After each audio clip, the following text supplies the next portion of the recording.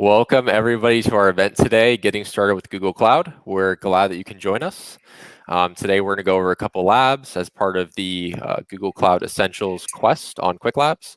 And without further ado, I would like to introduce myself and then the speakers for today.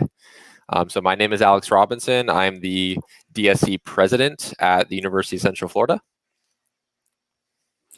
I'm Benjamin Thaw. I'm a tech lead at the Florida Atlantic University Developer Student Club. I'm Ahmad Arab, and I'm the secretary of the DSC for Florida Atlantic University.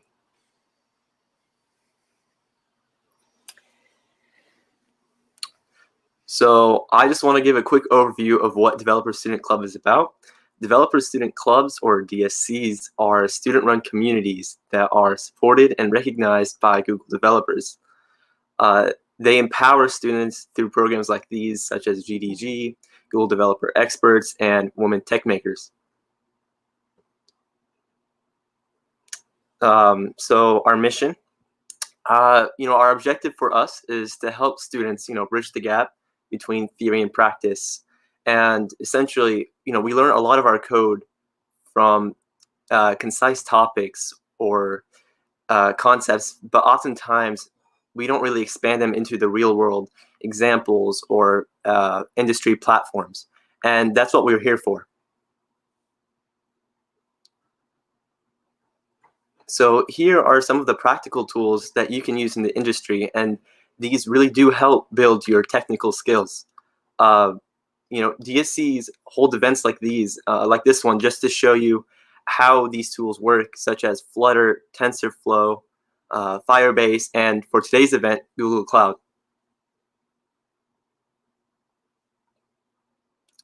And our mission is that we want to help you through peer-to-peer learning. So it's a student-run community, right? And we want you to reach out and ask any questions or help if you get stuck. We want to make sure that we're all doing our best together, and we're all learning, whether you are a novice or someone with some experience behind it. That way, we meet new people, we can make new teams, and build projects together. That's our goal in the DSC, and we hope you learn and enjoy today's event.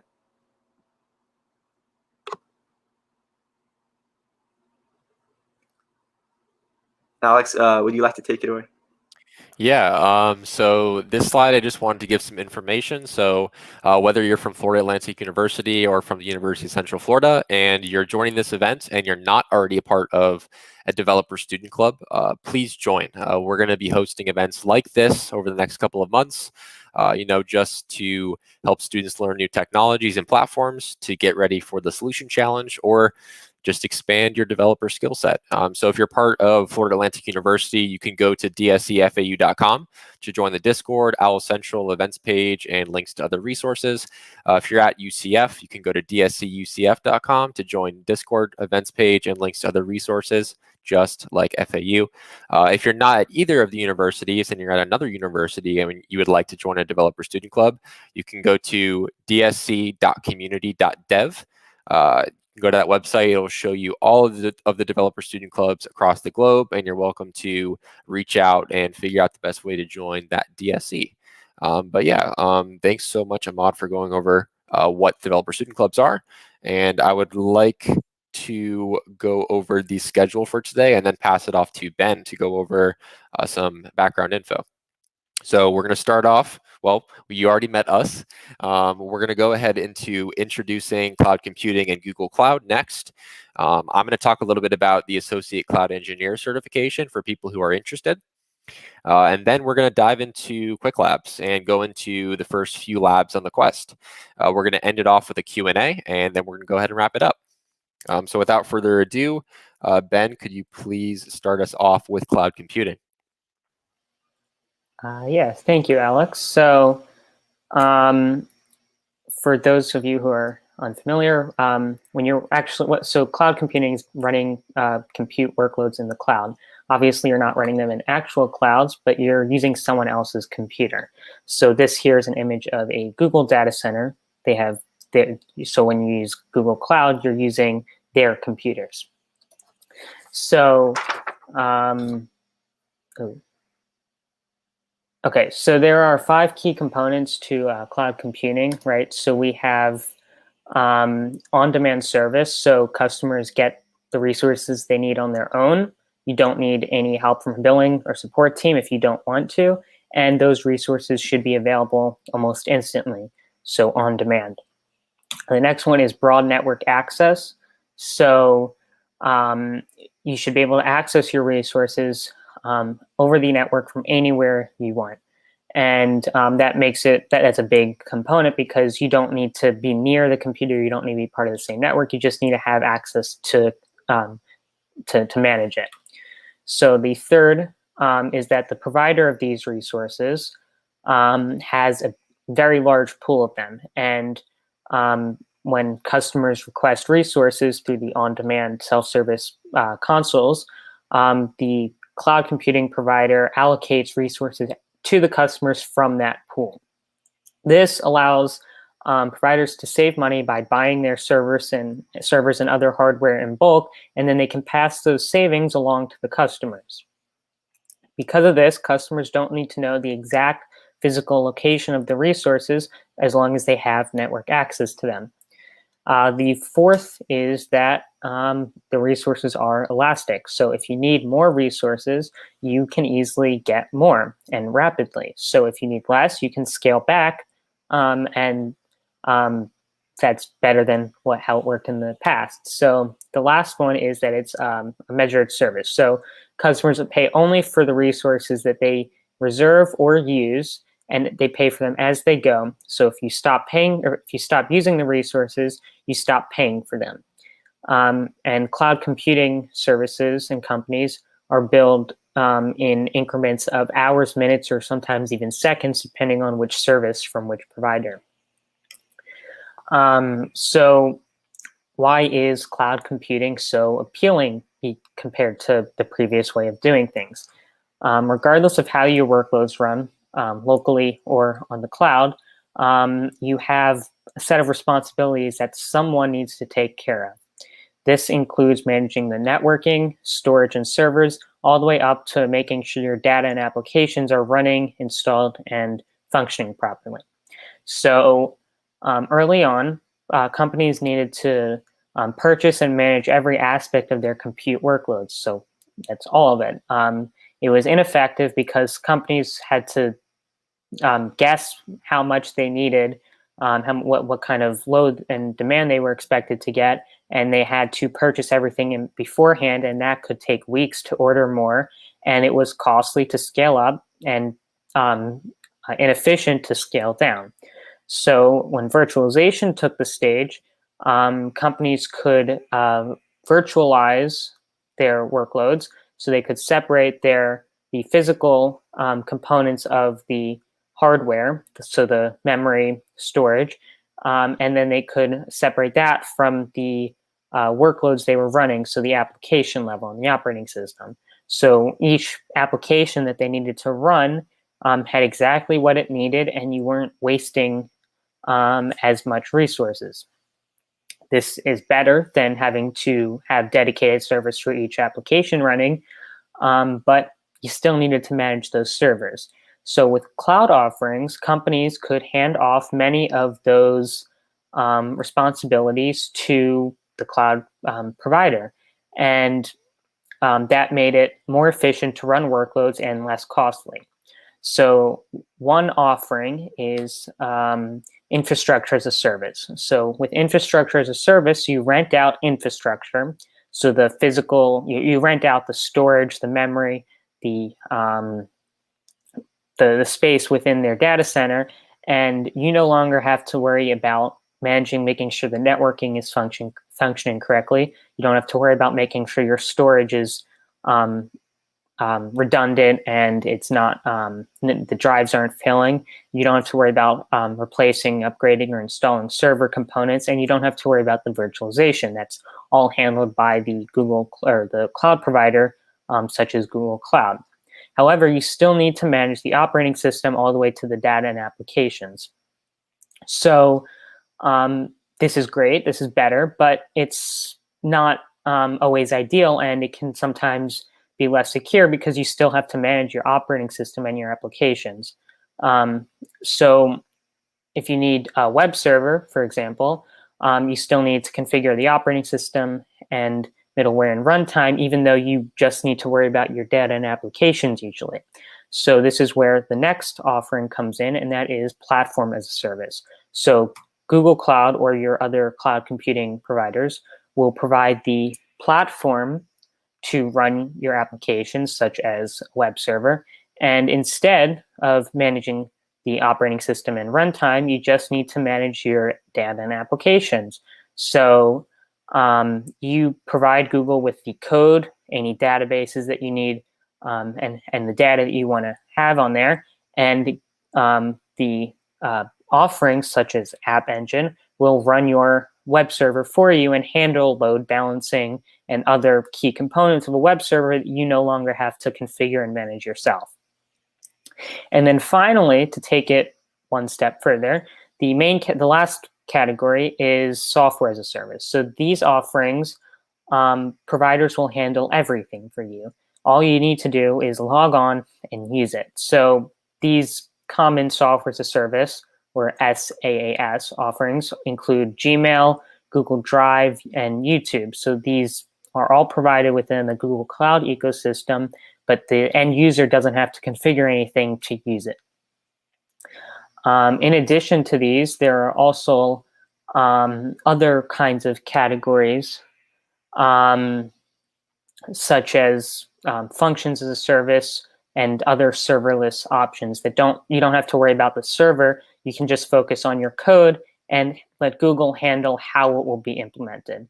So these options aren't the focus for today. We're going to be working on some of the core features of Google Cloud, but we do hope to host a workshop on them in the future. Another category of Google Cloud offerings is machine learning and artificial intelligence. So once again, these aren't the topic for today, but we do hope to cover them in the future. So like other cloud computing providers, Google Cloud offers certifications to help developers and architects validate their skills as a developer or cloud architect. So getting a certification from Google Cloud should be the goal for people looking to start a career in cloud computing. In the next slide, Alex will discuss more about the certifications and the process for obtaining them. Alex? Thanks, Ben. An important component of career advancement is, in career advancement in the technology industry, let me just say that, is certifications. Certifications demonstrate your dedication, motivation, and technical knowledge on a specific platform. Having a certification shows that you not only possess the comprehensive knowledge of that technology, but you also care enough about your own career to spend the time and money to get certified. Like other providers, Google offers their own certifications for Google Cloud.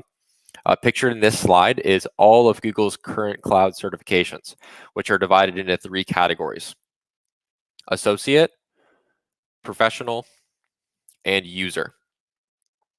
The professional certifications recommend 3 or more years of industry experience, along with 1 or more years on Google Cloud. And because of this, we encourage students to look at their associate certificate, the Associate Cloud Engineer.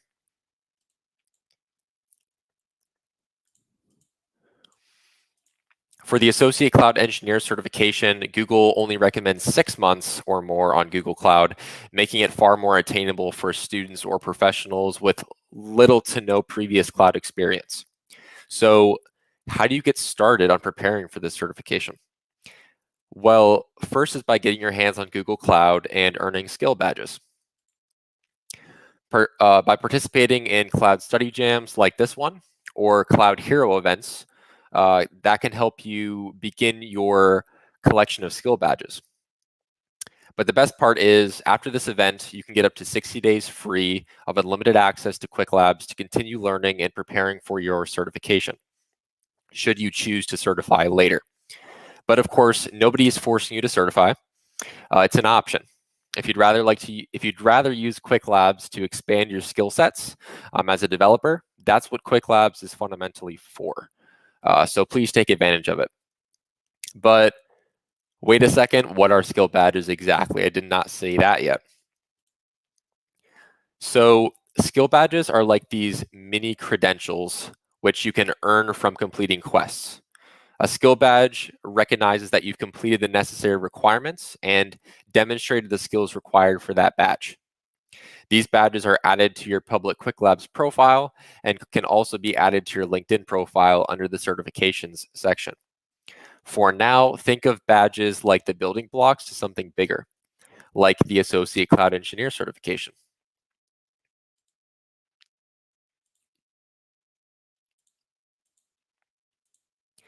Here's an overview of all the skill badges for each learning path. And today we'll be working towards the Create and Manage Cloud Resources badge.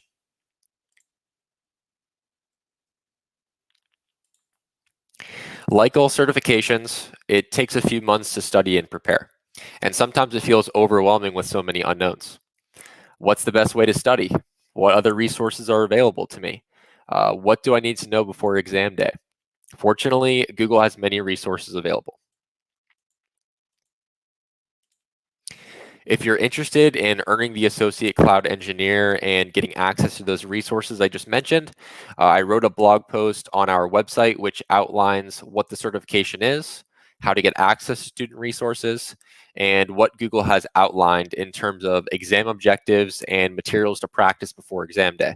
To read it, please visit dscucf.com/go/certify. Now back to Ben with presenting today's quest. Thank you, Alex. All right, so as Alex partially mentioned, we'll be working towards completing the Google Cloud Essentials quest. So this quest gives you hands-on practice with several key components of Google Cloud, including creating virtual machines, managing Kubernetes clusters, working with the GCP console and command line tools, as well as setting up network load balancing and HTTP load balancing for your applications. So we'll use the Google Kubernetes platform, which gives you temporary access to a real GCP environment. And with this, you can follow along and perform the same steps we do as we do them, as we demo them on the stream.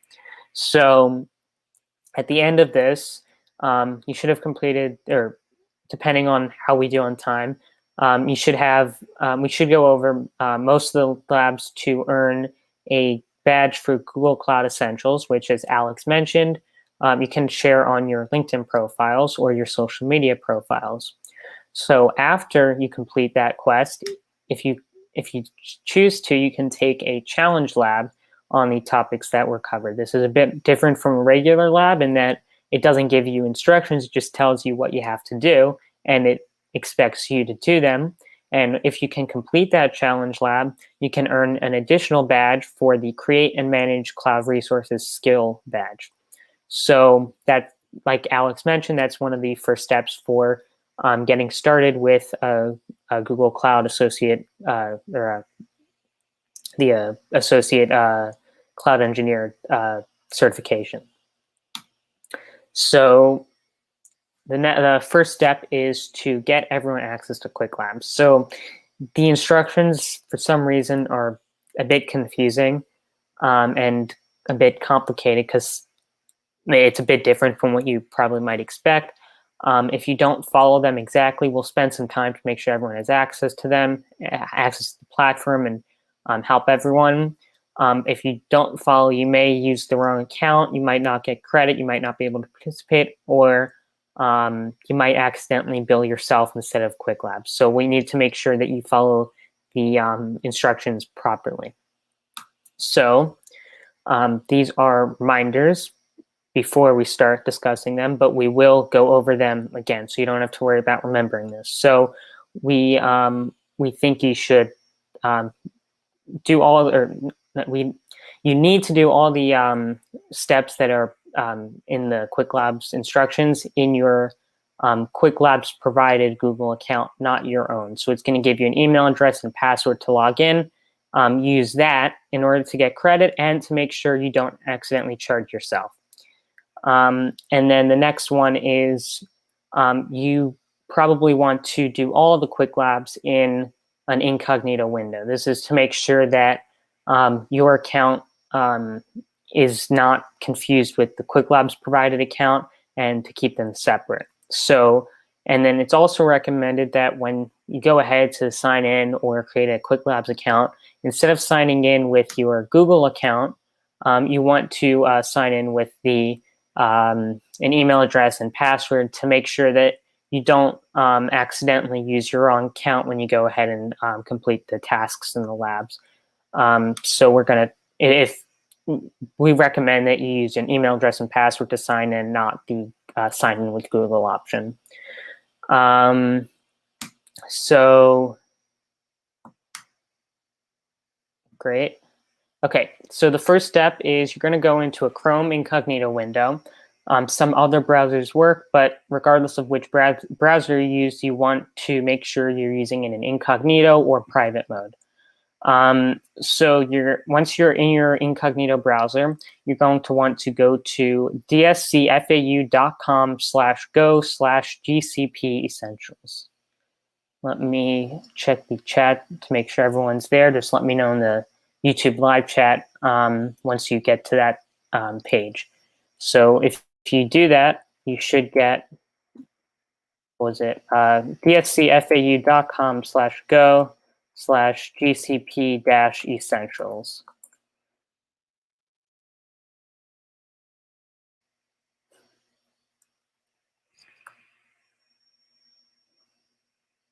Okay, so does everyone see this screen?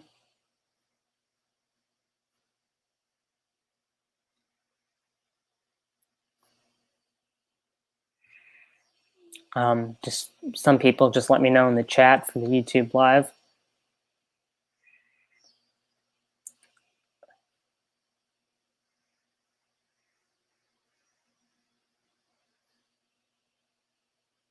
Okay.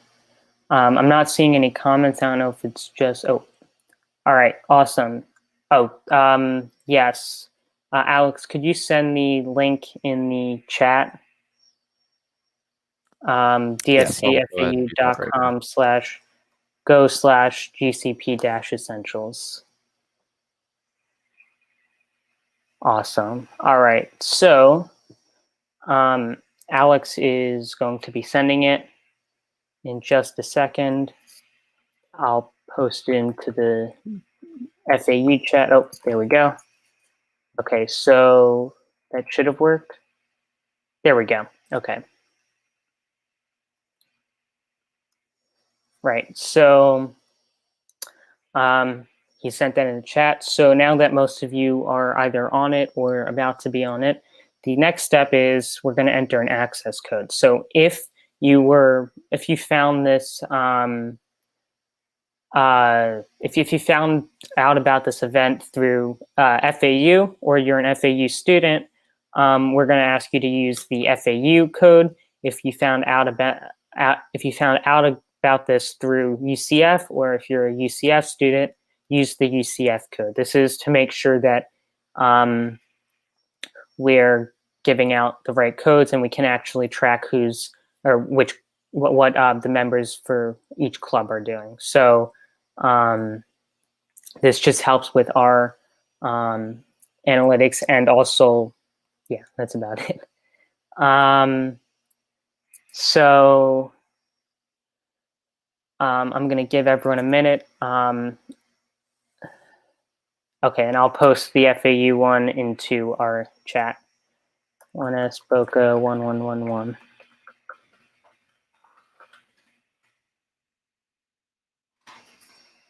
All right, so you're going to enter that in. So I'm an FAU student, so I'm going to type in 1S-Boca Raton-1111, right? And then I'm going to hit the I'm not a robot. If I can pass this, it's stairs. Awesome.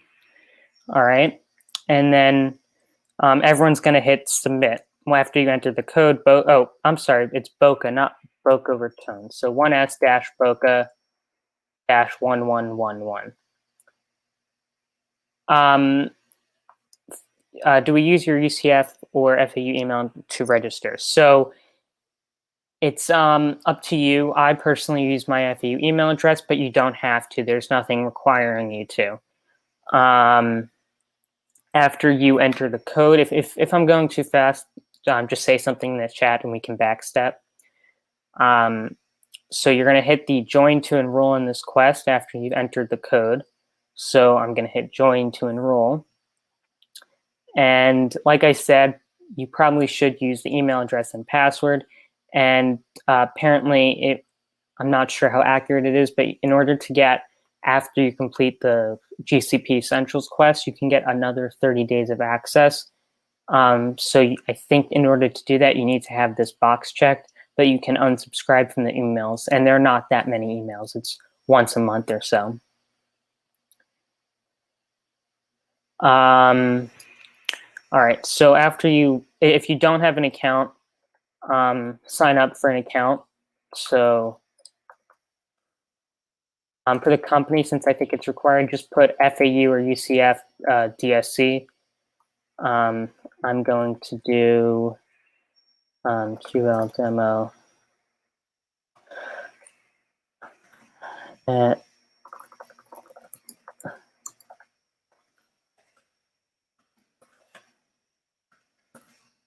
All right, and then let me know when you're all either signed in.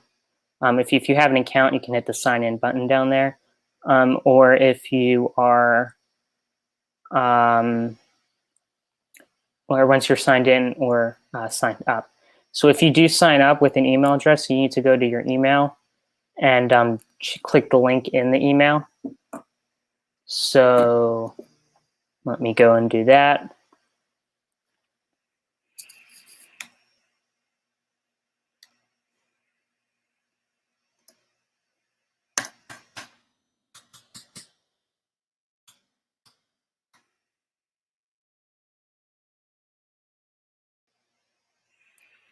All right, and then everyone just let me know in the chat whether you're all good or you need a few more minutes.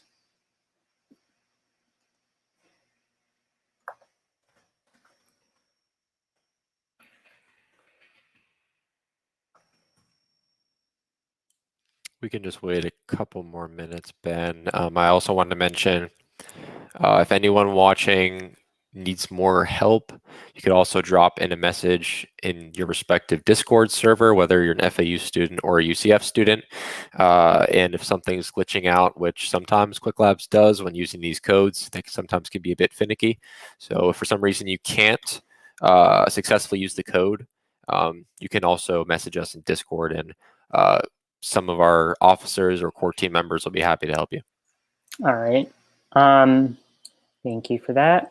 Okay, so I'm going to go ahead and go on with the next step. So once you're signed in, after you sign up, you'll need to click the link and then sign in.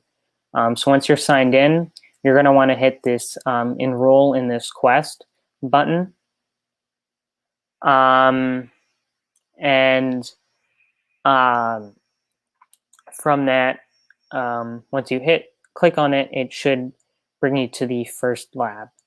So we're not going to start the first lab. If you want, you can watch this video, but we're going to be going over any of this, so it's probably you're just wasting a bit of time. So I'm going to hit the X, and then I'm going to go ahead and hit the back button.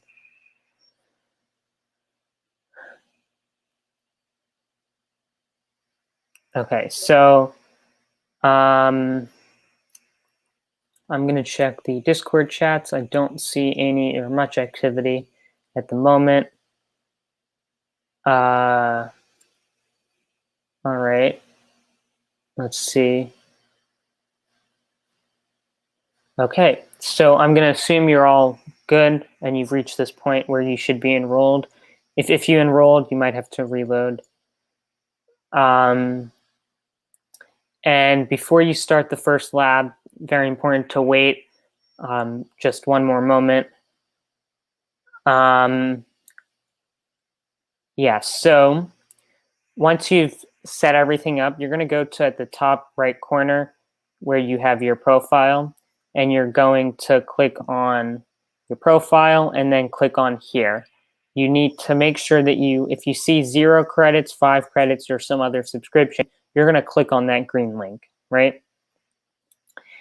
And after you click on the green link, you want to make sure that you have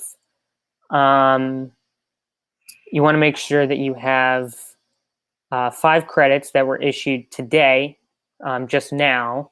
If you don't see this, you won't be able to participate in our labs. So let us know in the YouTube chat or the Discord chat, and one of our tech leads will help you get set up with that again.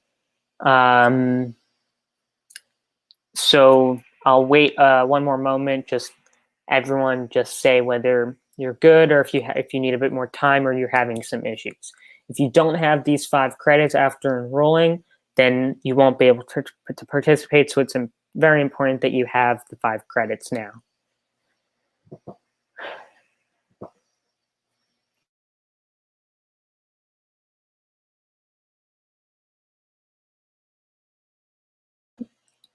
All right.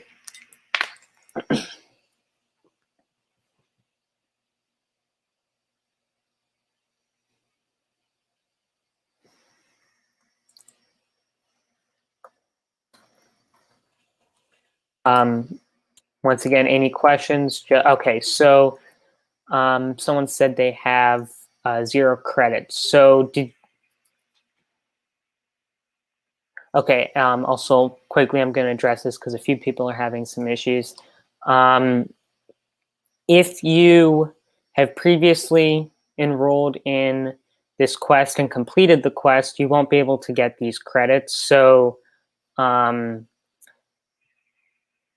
if you do want to continue working on it, that'd be awesome if you did. You can go ahead and send a message in one of the Discord channels, and I will try and get you a link in a few minutes to use and a code to use as a replacement for the code. However, if you still have 0 credits, I'm going to ask that you first make sure you followed these steps, right? So, and that you're doing this in an incognito browser. So if you're an FAU student, enter the codes, and then once you're signed in, hit enroll in this quest. After you enroll in this quest, you can go to your profile and click the button that says 0 credits or 5 credits or 9 credits or more, or it might say monthly subscription if you've worked with the Qwiklabs platform before, and then reload it and see if it's there. So if it's still not working, ask in the Discord channel because it's a bit faster with responding to messages, and one of our tech leads will help out. So if you are, let's see, I don't know if we have the Discord on here. So if you're an FAU student, yes. Okay. So if you're an FAU student, we have a Discord. It is go.dscfau.com/Discord, right? If you're a UCF student, Alex, what's the link? Is it? I think it might be dscucf.com. It's dscucf.com/go/Discord. Okay. I can type that out. Awesome. I do not want to open this. Okay. And let's see. So make sure to reload. It sometimes doesn't work right away while you're on this page.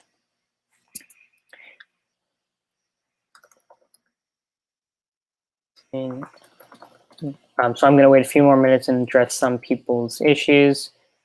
And we'll see how that works.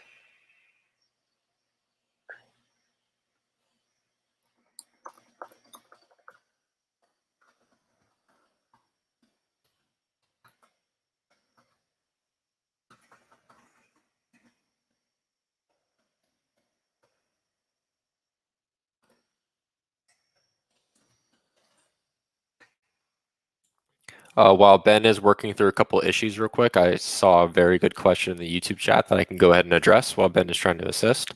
The question is, I was looking at the PDF What's the difference between Qwiklabs and Coursera? I'm not going to go off on a tangent. I will quickly and concisely answer this question.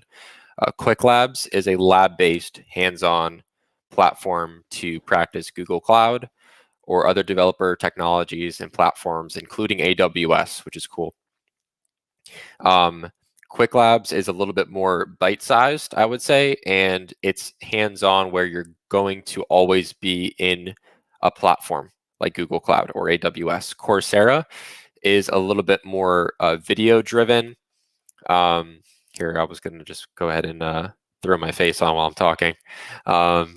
So Coursera is kind of like online classes. It feels a little bit more like an online class where there's videos that you can watch on specific topics on the different tracks that they have. And it's a little bit more in-depth in terms of the content itself.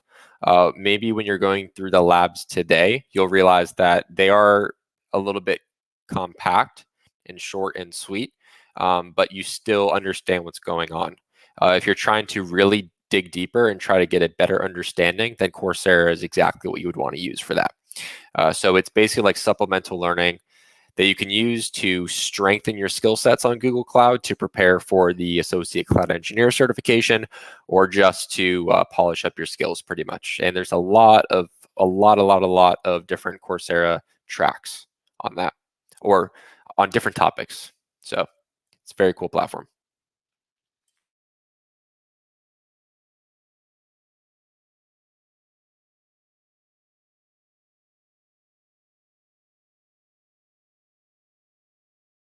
Course. Okay, I accidentally had myself muted. So it looks like a few people are still having some issues. I don't see any more comments in the chat except after what Alex answered. And just a reminder, so it's worked for a few people. So if you unenroll and re-enroll in the quest, that should possibly re-trigger giving you the credits. Once you have those 5 credits issued today, you should be good. So I'm going to wait 2 more minutes and just let me know in the chat if you're good or if you still need an extra time or if you need help. I'm watching the Discord channels as well as the YouTube live chats.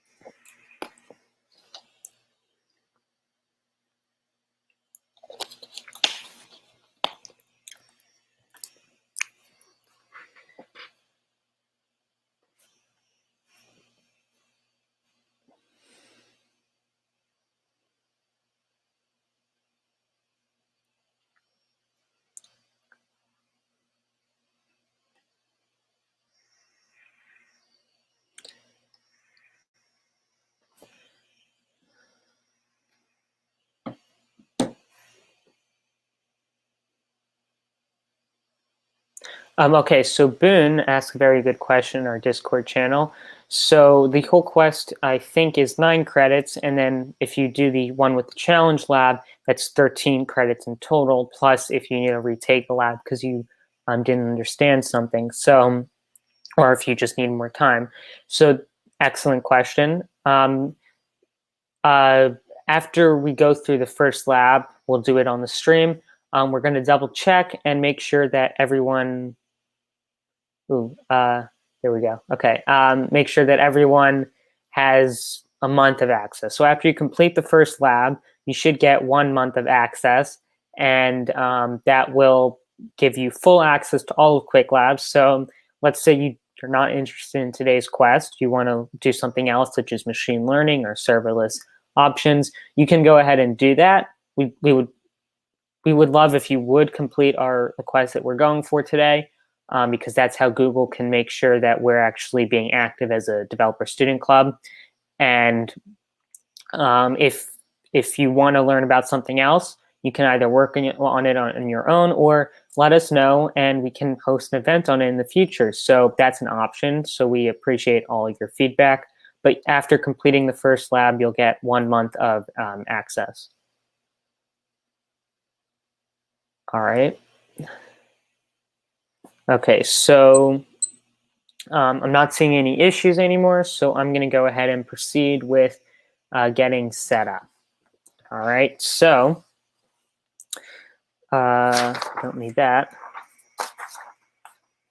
Okay, so by now, supposedly everyone has access to, or has those 5 credits. So starting your first lab, I think I switched something. Oops. Okay, so starting your first lab, I did not animate this right. So once you have your 5 credits, go back. Okay, so go back to Qwiklabs, right? So the main page, you hit the 3 dots and hit home. And welcome back. So if you enrolled properly, which you needed to do to get the 5 credits, you'll see under in progress, you'll see Google Cloud Essentials. And if you click on that, you see the Google Cloud Essentials quest. So if you're not familiar with Qwiklabs, which I'm assuming most of you aren't, the Google Cloud Essentials quest, a quest is a collection of labs, and a lab is basically the individual unit. So a lab will go over one specific task. So if we look at what we're doing today, we have 1, 2, 3, 4, 5 labs plus an optional lab. And each labs will target one thing. So in the second lab, you're creating a virtual machine. So you'll learn different ways to create a virtual machine, log on, and do stuff on virtual machines. And a collection of them, so these 5 plus an optional lab, are grouped together into the Google Cloud Essentials quest. After you complete all the labs in the quest, you'll get credit for the quest and earn the quest badge. So you can actually show off your labs on a profile page. I don't have mine. I will try and get it at a point. And unless Alex wants to show his or find mine. So you can keep earning badges and keep showing off all the skills that you've learned. And it's also a great way just to keep track of what you've been doing and look back if you want to. So what we're going to do is we're going to go to this first quest and hit a tour of Qwiklabs and Google Cloud. So we're going to click that. And make sure you're doing this in incognito mode, because this is very important. If you don't do it in incognito mode, you'll have some issues with working through the steps. So let me zoom in. And once everyone sees this page, we're going to go ahead and hit this Start Lab button. So what this Start Lab button is going to do, after it, thank you, Alex. Yes, so do the labs in incognito windows. It will, in addition to possibly billing your own account, if you don't do it in an incognito window, it's going to log you out of all your other Google accounts, including your personal ones or school ones, and that's just a hassle to deal with. So we're going to hit the Start Lab, and then we are prompted for an I'm not a robot check. So complete that I'm not a robot check. Okay. Can't get it. Okay. There we go. So once we do that, this thing is going to change. So what's happened is Qwiklabs has created a brand new GCP project for us. So we'll go over what a project is, but it created a new account and a new password for us to use. So you all should be doing this on your own. Don't use mine. You're going to want to use your own. And you're going to hit Open Google Console. So once you're signed in, you're going to go, or once you're at the sign-in page, you're going to go ahead and where it says username, copy the username and paste that into the Google one in incognito. Please, please, please do it in incognito. If it defaults to your own account, it means you're either not in incognito or yes, use Chrome. Chrome works. It's been tested. I don't know about other browsers. So if it already signs you in without this one into your personal account, it means you probably either signed into Qwiklabs or into Qwiklabs using your Google account, or you signed into the wrong browser. So instead of incognito, you might have done something else. So once we have the username and password, we're going to hit next. And you're going to hit accept. So it's basically saying it's a new account. Here's the terms. Hit accept.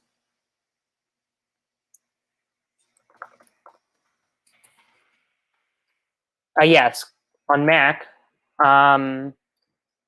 So Mac users use Chrome as well. That's what I'm doing. I'm a Mac user. I'm using Chrome. So you're going to hit confirm because it's a temporary account. We don't need to set up any recovery information. And while that loads, I'm going to go back to Qwiklabs and just give you a brief overview of Qwiklabs. So, okay, so Qwiklabs, we've briefly introduced what Qwiklabs is. Now let's actually go over Qwiklabs. So let's keep going. So today, Qwiklabs gives you temporary access to practice and gain new skills by completing a set of tasks on GCP. So today, the FAU and UCF Developer Student Clubs have come together, and we hope to, So we hope to teach you about the basic and fundamental topics for Google Cloud that you'll use regardless of what project you decide to do on Google Cloud. So, and it's also a great introduction to cloud computing, how it works, although our focus will be Google Cloud. So by the end of the event, your effort will be recognized with up to 2 skill badges that Alex had mentioned, or that I think we talked about, I mentioned a few slides ago. And you can share those on LinkedIn, and they prepare you for an associate cloud engineer certification. So if we go to the Qwiklabs page, we see that we have the name of the lab, and then we have the content in the middle. And then we also have a navigation bar that helps us jump to specific sections within the content. So on the left-hand side, as was mentioned in the chat,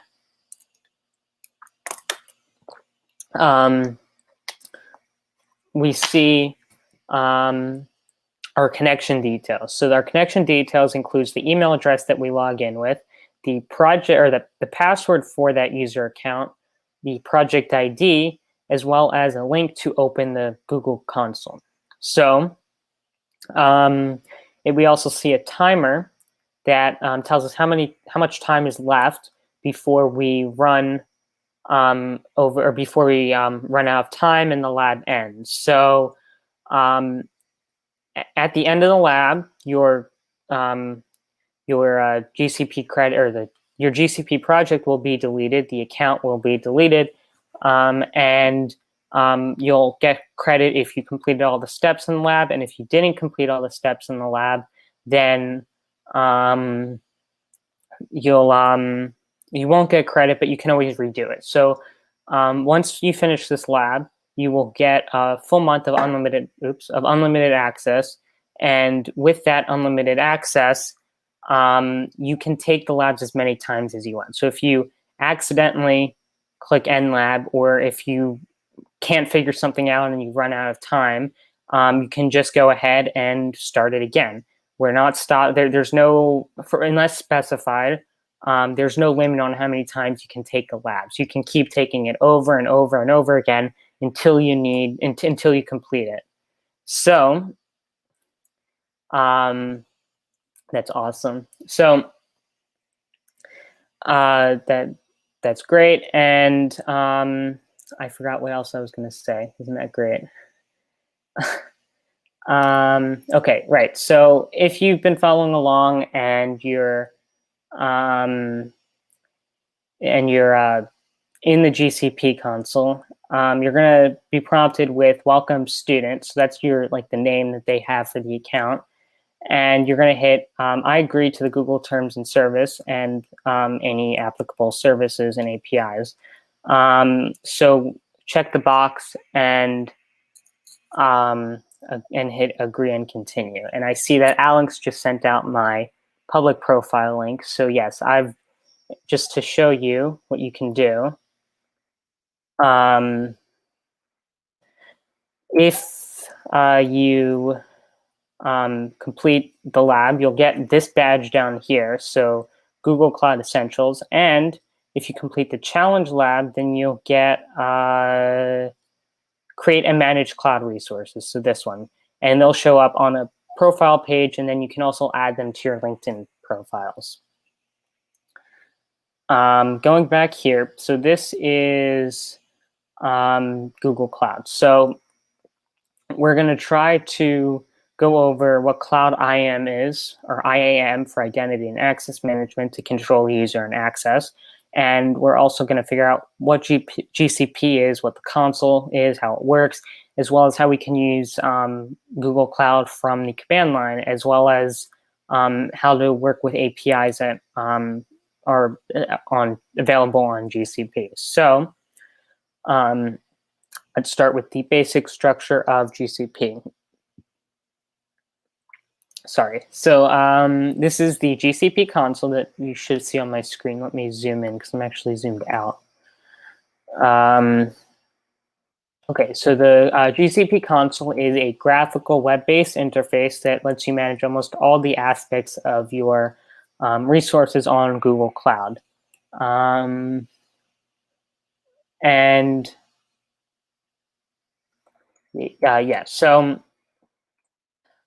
in addition to managing resources on this Google Cloud console, there are other ways you can manage them. So you have the command line tools that we will go over at the end of this lab and at a later lab, although we're a bit behind on time. So we might not get to that here. And you can also work with GCP through their APIs. So they open API endpoints that you can query as standard HTTP requests, and you can get data, manage data, and that allows you to work with it from a programmatically. So in addition to that, it makes it easier if there's already a library built for you. So Google Cloud has several pre-built client libraries for languages such as Node.js, Java, and Python. So that's some of the ways you can also work with GCP. So on the dashboard, if you're not on the dashboard, if you don't see this page, you can go and hit the Home tab in the navigation menu. So in the GCP console, you'll see there's a tile here that says Project Info. So what's a GCP project? A project is an organizing entity for your Google Cloud resources. Every Google Cloud resource, including databases, virtual machines, networks, they all belong to a GCP project. So that's the parent of GCP resources. And every project has a project name, a project ID, and a project number. And that each of those represent different things. So the project name is a non-unique name. You get to choose whatever you want it to be, and you can change it whenever you want. It's just how you identify it. The project ID is a unique identifier, and it identifies your project uniquely across all of GCP. And you get to choose it when you create the project, but you can't change it later on. And that's what you're going to use most of the time when you're working with your projects. You're going to use the project ID, but it's good to know about the other names as well. So you also have the project number, which is a number, and it's generated by Google randomly, and it can't be changed. It can't be chosen. It's by Google. There's a few instances where you'll need to use it, but most of the time the project ID will work just fine. So if an individual user, such as the Qwiklabs account that you're signed in with, can have access to or own multiple projects. So a project is like an organizing entity, right? So you can have a project for one application or have it for another application. So it can even be split. You might have multiple projects for a single application, including scenarios such as development and production resources. So if we click on this project switcher, which is what happens if you click on the text next to the Google Cloud Platform thing where it says Qwiklabs-GCP-0f and then, or whatever the string is, we can see it shows all of our recent projects. And if we hit the All tab, we can see all the projects that we have access to. So we have access to these 6, I think, and those are provided by Qwiklabs. So the Qwiklabs account that we signed in with has access to these, read access only though, including the Qwiklabs resources, which is not really used, but it's there. So then we also have hours. So this will be different for each user each user watching, and also for each time that you start a lab, you'll get a new project and a new account. To switch to a project, we can click on it. Otherwise, we can hit the cancel to close out. Oh, before I do that, if you're working on your own and you're doing this in your own GCP account, you can create a project when you need to start a project on like an application on GCP. You just hit the new project and it'll ask a few questions. So I'm going to go ahead and hit cancel. And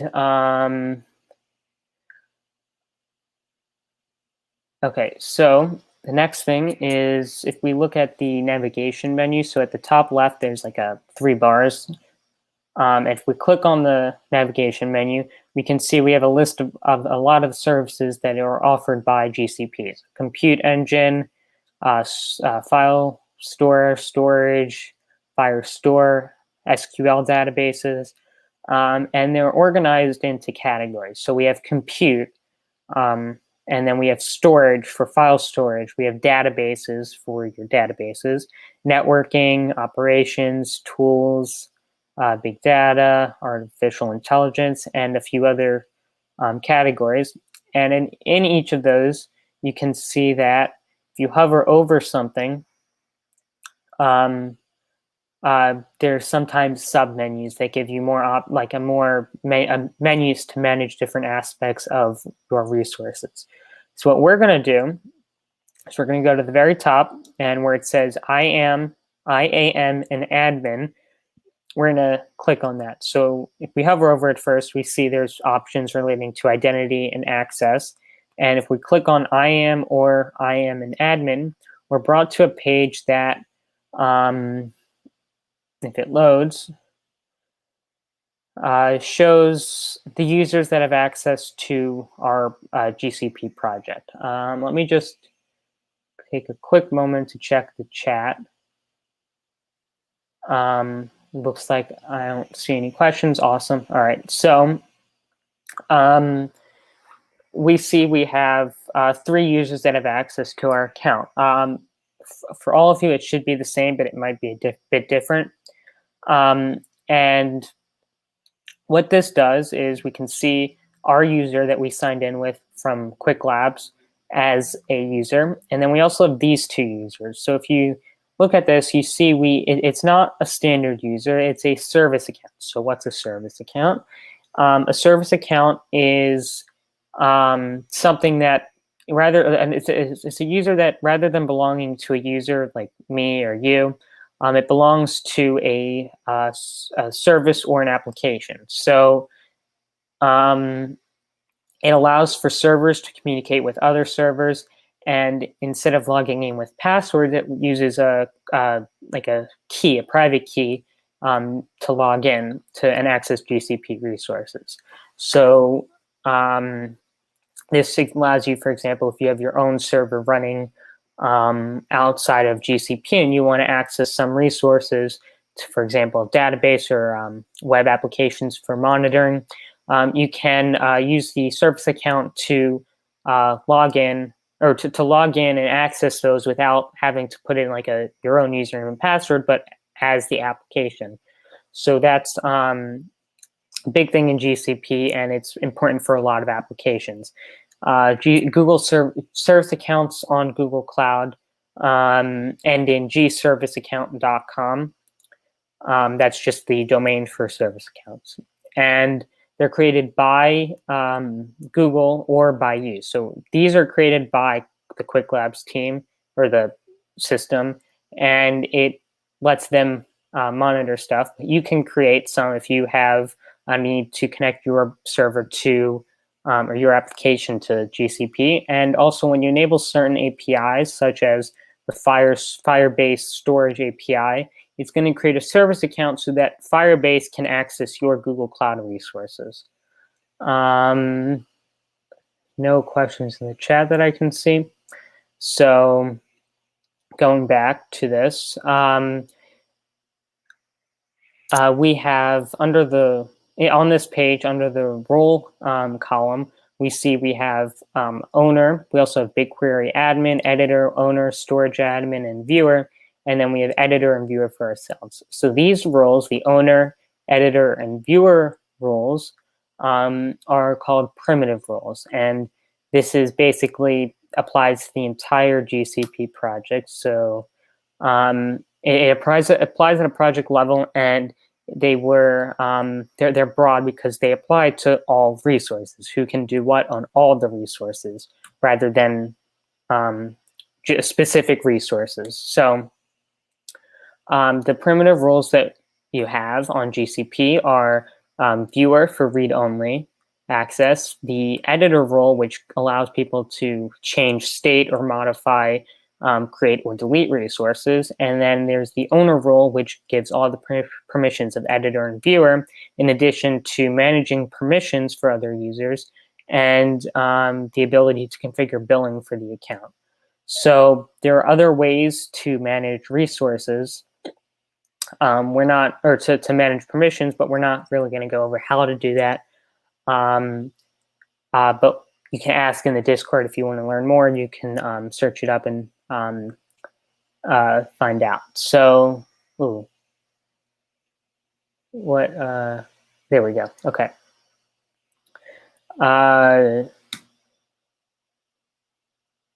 Was that right? Probably. Okay, so if these roles they're broad, right? They apply at a project level, and they grant full access to all the resources. But if you only want to grant permissions to specific resources or APIs, you can use predefined roles to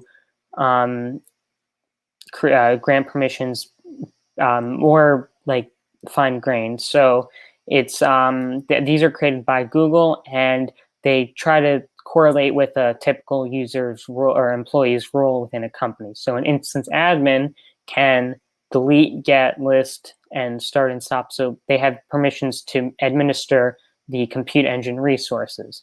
And if you want to take it a step further, you can use IAM custom roles, which allow you to have more customization. And you can create a role, for example, to allow an instance operator to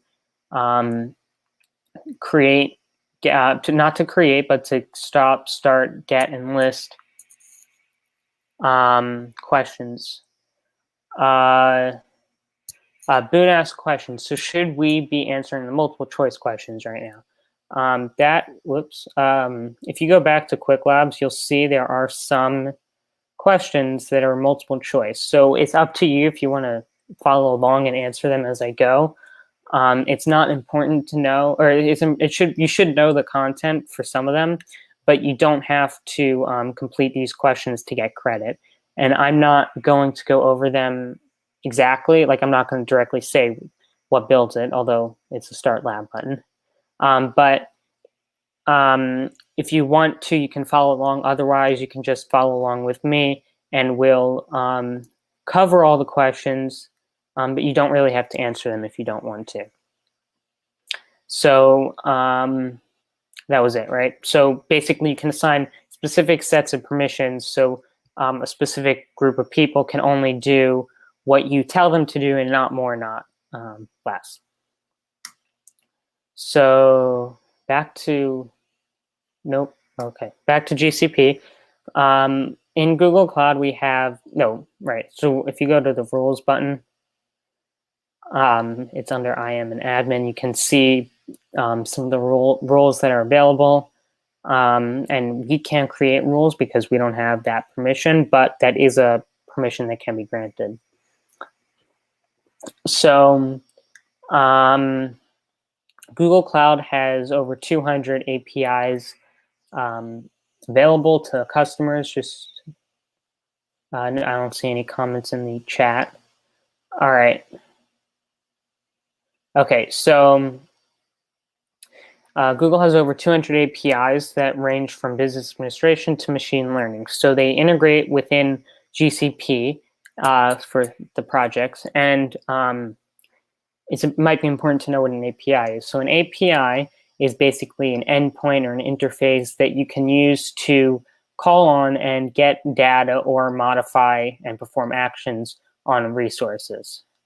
So Google APIs are available through the standard HTTP REST APIs requests, and you can also access those more easily through client libraries. And then a lot of them are also available on the browser from the Google Cloud Console or through the command line with Gcloud.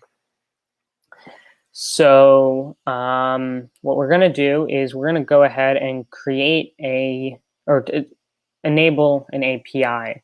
So if we go to, or within GCP. So if we go to GCP and at the top, there's a button that says APIs and services, and we're going to click on that. So in Qwiklabs, while you're working through Qwiklabs, most of the time, the APIs will be enabled once you start the project for you, so you don't have to do it. But if you're working on it on your own, or if the lab instructions tell you to, so if you create an application and you want to use GCP, you're going to have to enable APIs yourself. So to learn how to do that, we're going to go ahead and actually enable an API. So one of the APIs that GCP has available is the Dialogflow API. It lets you build rich conversational applications that allow you to have like a real conversation AI chat app, but you don't really need to understand the machine learning that actually works behind the scenes. So to enable the API, we're going to first go to under APIs and services. We're going to hit enable APIs and services.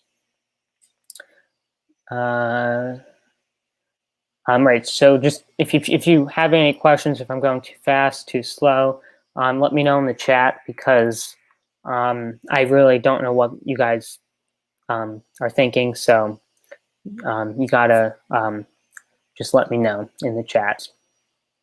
So back here, we're going to, we see a list of different APIs that we have available. So one of the APIs available is the Dialogflow API, and builds conversational interfaces. We can click on it, but if it wasn't here, if it was an API that just you can't see on the home page, you can search for it. So in the search box, I can type Dialogflow, and it comes up. I click on it here. We can see some more details about it. So builds conversational interfaces, for example, chatbots and voice-powered apps and devices. And also bill pricing if you're doing this on your own. So what we're going to do is we're going to hit enable. It's going to take a minute to load. And once it's done, we should be brought to a page. I'm going to wait. Let's see. Okay, so we're brought to a page that has a bit more details, so we can see what our usage for the API is. We haven't made any calls, so there's going to be no usage. And and we see it says disable API and activation status enabled. So here you can see 4 tabs, so we can see more metrics than just the traffic. We can also see the quotas. So quotas are implemented by Google. They protect Google infrastructure and you from excessive overcharging. And they can be, if you need a higher quota, you can just request a higher quota from Google and explain why you need such an increase. So, and then you can also create API keys and service accounts for the API under credentials. So what we're going to do is we're going to hit the back button in our browser to go back to the first page we were on. We see it says API is enabled, and the manage API is where you can get back to where we just were. If we click on try this API, sometimes for some APIs you'll be brought to a page where you can actually go through and test queries, but for this particular API, it just gives us documentation, so the REST endpoints. And the REST endpoints, basically you make an HTTP request to this URL /v2 and then / the endpoints that are provided. So if you are using a language like Node or Java, you can go and hit client libraries and then Node.js, for example, and we can see it tells us how to install it, and then we can so slow. Sorry. So we can see library reference. So this tells us that this gives us the reference of the methods and properties available within the Node client library. So with some examples and starter code. So back in GCP, I think we have one more task left. Let's see. Okay, right. So these were the APIs. There's a lot of them. Don't even bother reading this list. These are the main ones that we'll be using, that you'll be using most likely while you're working through labs or on your own.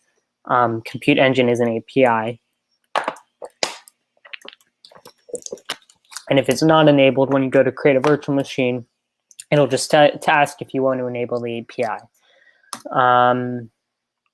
Great, next thing. So Cloud Shell is Cloud Shell. So it's basically an environment that lets you work with Google Cloud more easily in your web browser. So there's another lab on this later on. It is, I don't have it open, but it's the Cloud Shell and Cloud SDK lab. And if we want to activate Cloud Shell, we can go to the top thing here, right? So it's going to look like a bracket or an arrow and an underscore, and it says activate Cloud Shell. So we're going to click on that. And something pops up here. So manage your infrastructure and develop your applications from any browser with Cloud Shell. That's what it does. So Cloud Shell comes with everything pre-installed and it's free for users. So Cloud Shell is a Linux virtual machine that you get for free as a GCP user, regardless of whether you have a billing account. And in addition to that, you get 5 GB of persistent storage space that if you open later in a week or so, the files will stay there within the same project and user, or within the same user. So if you click on the Activate Cloud Shell, you may see something a bit different than this. Welcome to Cloud Shell. Type help to get started. To set your Google Cloud Platform in this session, use gcloud config set project and then project ID. So if you notice, you just see the email address, the first part of the email address, and then @Cloud Shell. This is like a standard Unix. It's actually a version of Linux by Google. It works just like a normal terminal.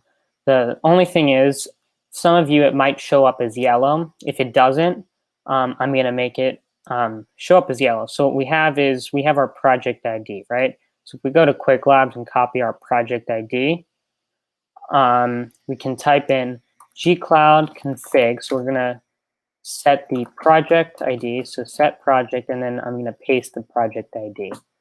And after I do this, it's going to say authorize Cloud Shell. gcloud is requesting your credentials to make a GCP API call. So we're going to hit authorize. And this is because we want to make sure that Cloud Shell can actually log in as us and perform actions that we tell it to on our behalf. And if we don't grant the permissions, the request will be unauthenticated. So now,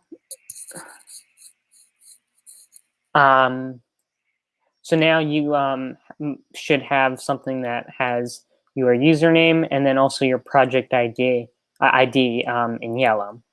So the first thing we're going to do now is we're going to type in ls. So this is a Unix command that lists the file in the current directory. And we see we have one file.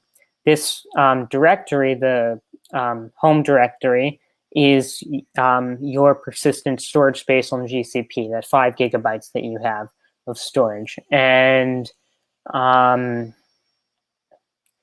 okay, so Cloud Shell is not a local terminal inside of VM. So a Cloud Shell is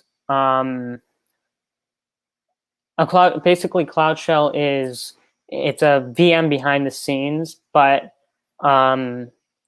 it gives you a console, like a terminal access to the VM, and it's already preloaded with everything installed. There's a quota, and it automatically will shut off if you try to run an actual application on it. It's not designed for that. It's just designed to help you set things up in the cloud and work with it. And I hope that answers your question. If it doesn't, let me know and I can try and clarify it a bit more. So if we wanted to, we can figure out what account we're signed into Google Cloud with by typing gcloud and then auth and then list, right? So this will say, all right, the active account is this account, and this account is the account that Qwiklabs told me to use in the connections details. And you can have multiple accounts signed into gcloud. We won't be using that in any of the Qwiklabs, but that is an option. And you can switch between them with this command. You may need to click authorize if you didn't run that first command. And then the next thing we're going to do is we're going to go over some of the basic Unix commands. So we're going to type in touch, right? So this creates a file, an empty file, and we're going to name the file hello.txt, right? Touch hello.txt. If we hit enter, I'm actually going to zoom in. I don't know how clear it is on the live stream. So if we, after we hit enter, it just goes to the next line. But if we type in ls this time, we now see there's hello.txt. And that is the file that we just created, and it's an empty file. If we want to edit it, you have a few options working with Linux. I think Nano is the easiest, especially if you haven't worked with editors before. So we type in Nano, and then we can type in hello.txt, the file name, and then we're going to hit enter. So we're now brought to a text editor within your terminal, or within the Cloud Shell terminal. And we can type stuff, and then we have a few options at the bottom. So this up arrow represents the control key, whether you're on Windows or on Mac. So it's the control key, not command. And if you type in text, for example, hello, world, exclamation mark, you can save it by hitting the control key and the X key at the same time. This will then say save modified buffer. And if you type in the Y key, it will say, file name to write, hello.txt, and then you can either save it as a different file or you can save it as the current file and hit enter. Once you do that, we can now output the contents of a file with cat, so C-A-T, and then space, the name of the file, so hello.txt. And we see our hello world is outputted to the screen. Are there any questions? Just making sure. Okay, so with Cloud Shell, another cool feature of Cloud Shell is that you have a visual editor as well, because the terminal editor can be a bit confusing to use. So if you hit Open Editor here, if you're on incognito, you might have some issues, right? So you might get unable to load because third-party cookies are disabled. So you can either go to the tracking thing here and hit Site Not Working, or you can hit Open in New Window. I'm going to hit Open in New Window. And once it loads, we should be brought to a normal, what looks like Visual Studio Code, kind of, if you've worked with that before. Let's just wait for it to load, though. There we go. Okay, so we have our files on the left. We have a white screen for now here. And if we hit hello.txt, that file that we just created, we see we have the contents of our file in a code editor. So this is, it opens up to your home directory, and you have a lot of features that you might have in Visual Studio Code. So what we're going to do is we're going to go ahead and hit File and then New File.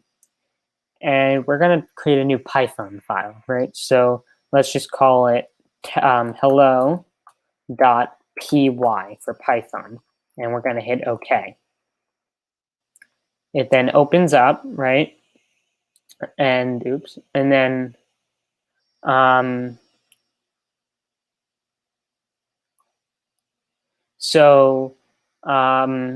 once we are in the Python file, we're going to type in just a simple Python line print, right?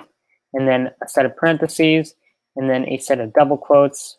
And then we're going to say hello from Python, exclamation mark, and make sure you have your double quote and your end quote, right? So I just zoomed in, so that might be a bit helpful. Just like that. And then we're going to go ahead and hit File and then Save. Once we save it, we can go back to the GCP, and if you open it in the same, if you open, well, to get back to the terminal, you're going to hit Open Terminal, regardless of how you opened the editor.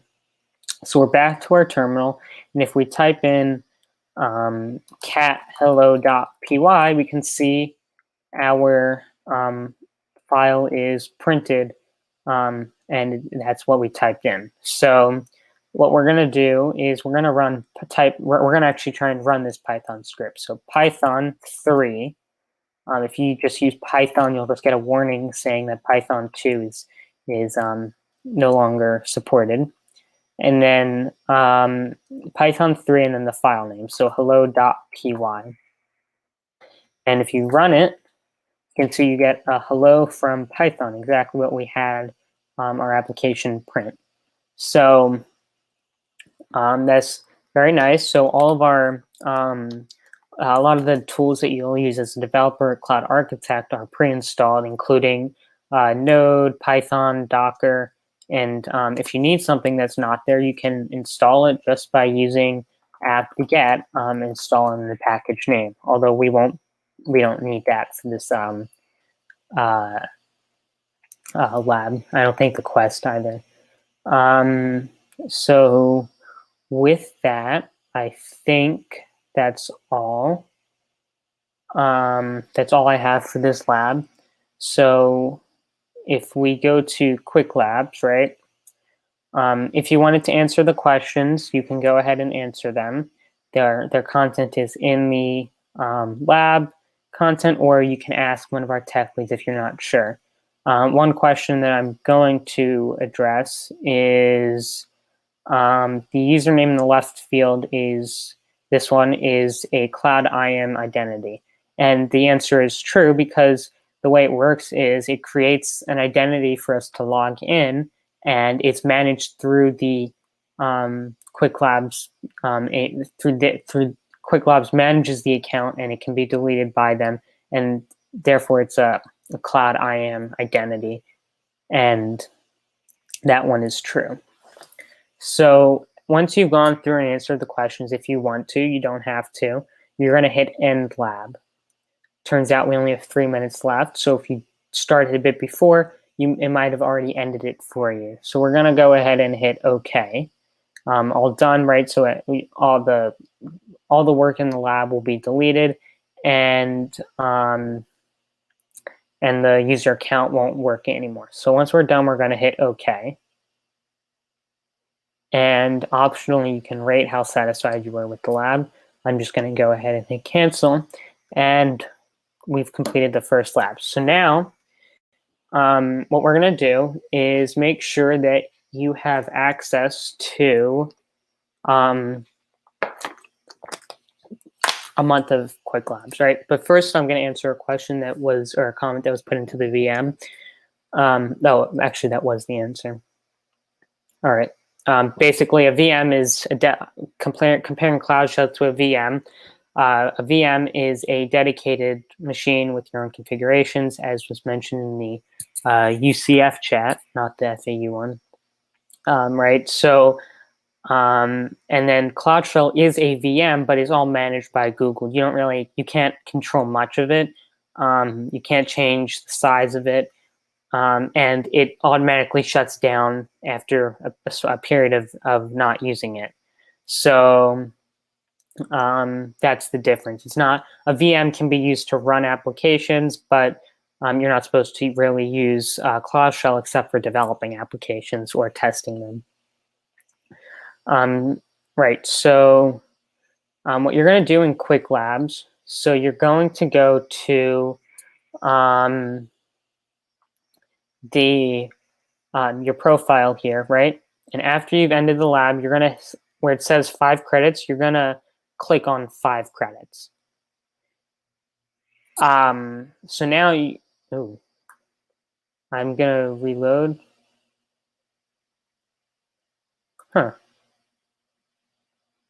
Okay, so you should have access to 1 month of Qwiklabs access. For some reason, mine isn't working.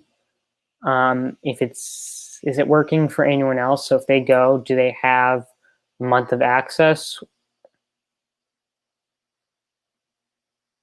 I'm not sure if that's just a bug on my end or if it's something that a lot of people are having issues with.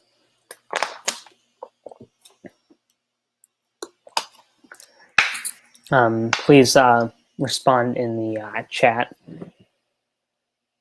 or the Discord channels.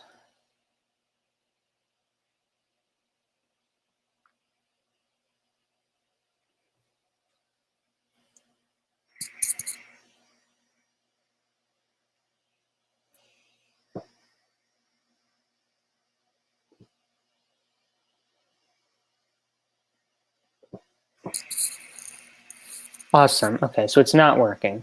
That's very disappointing. So what we're gonna do, yeah, okay.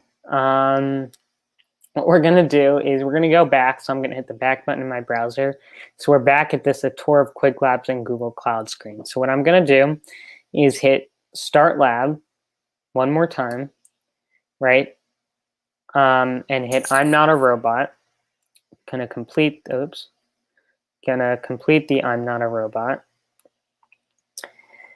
And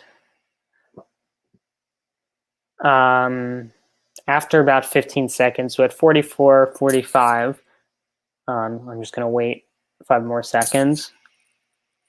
Oh, supposedly it's working for some people now. So, and I'm gonna go and hit End Lab right after it reaches about 15 seconds, and I'm gonna hit OK.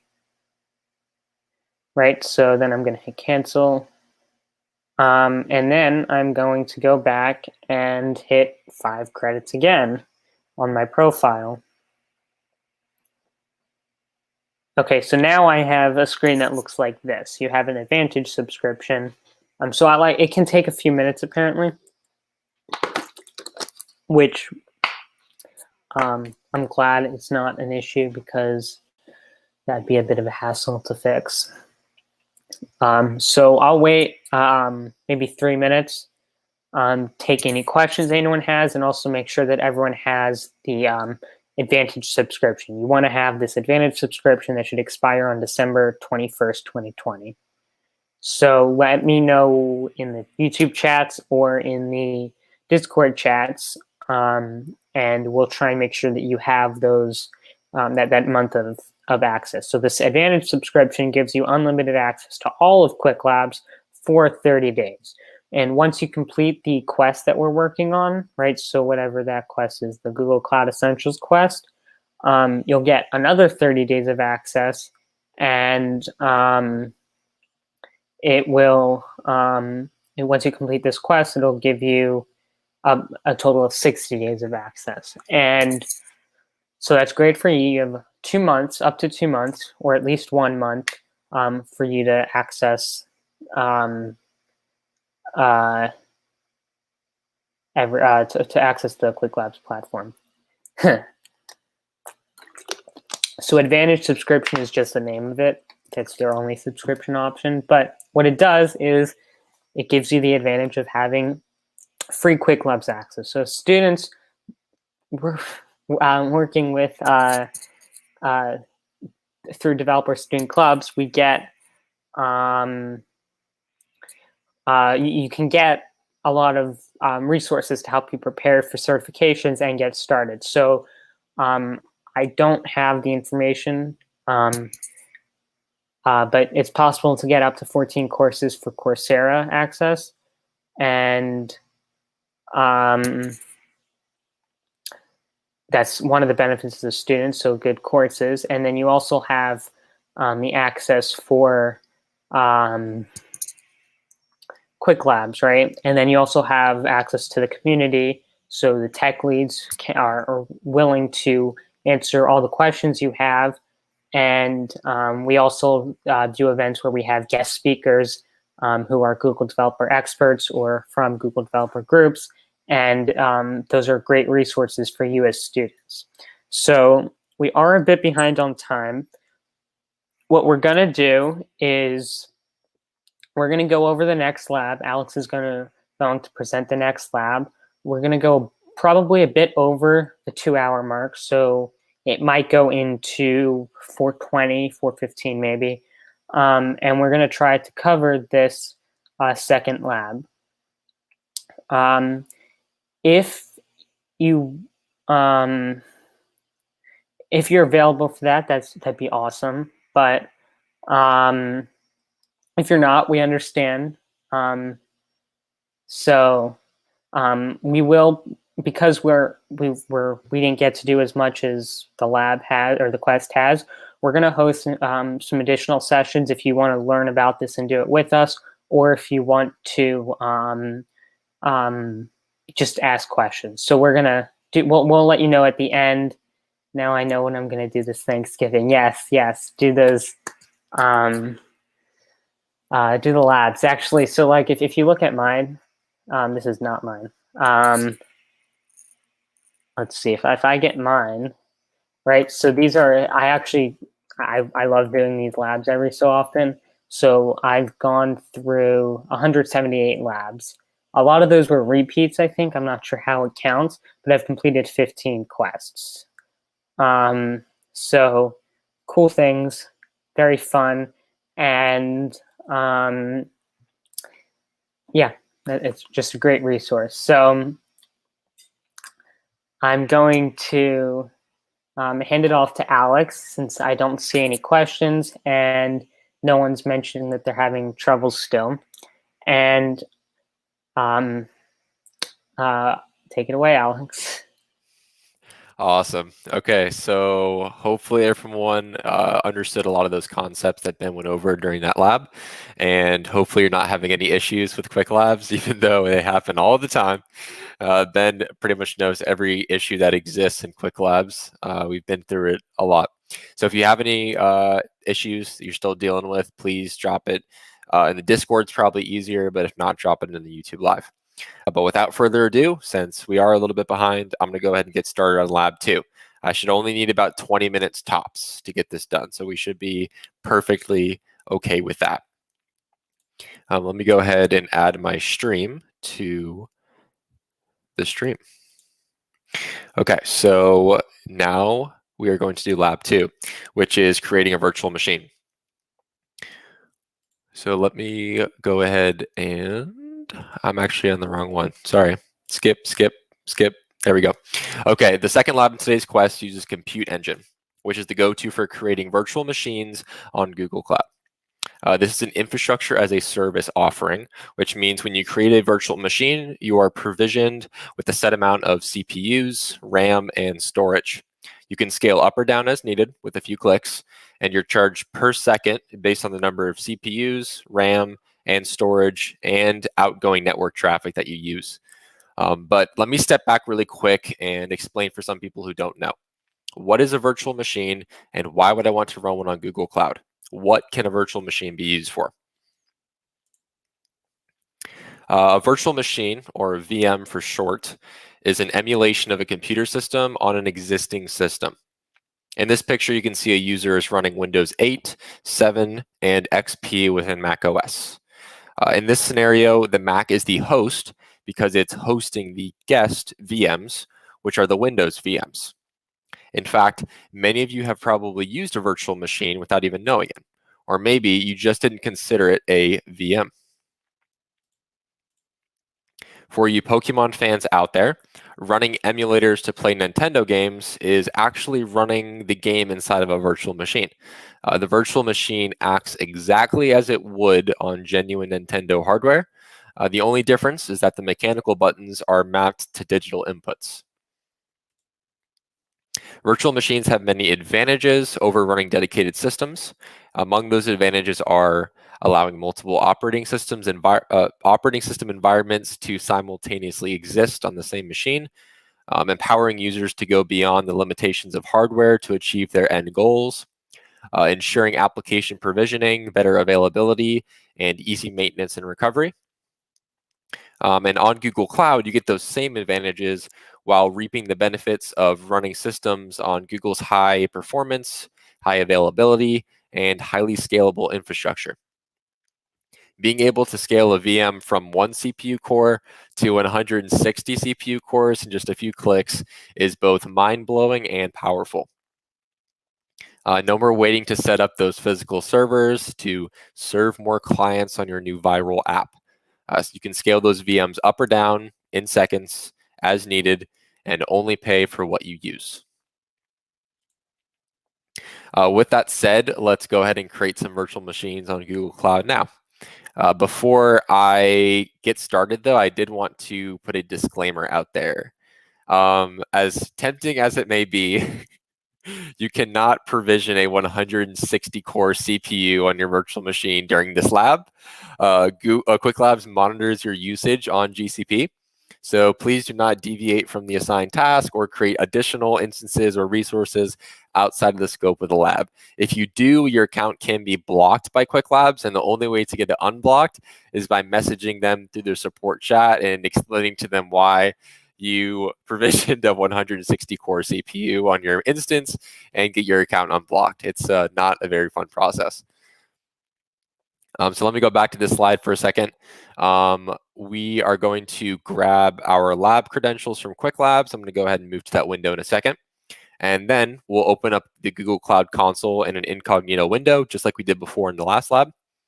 So let me go ahead and do that now.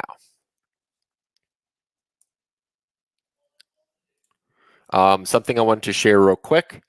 For the second lab, you basically have a choice between creating a virtual machine or the Compute Engine Quick Start Windows. I will be demonstrating the first one, which is creating a virtual machine. Reason being is it's updated. and it's a little bit easier.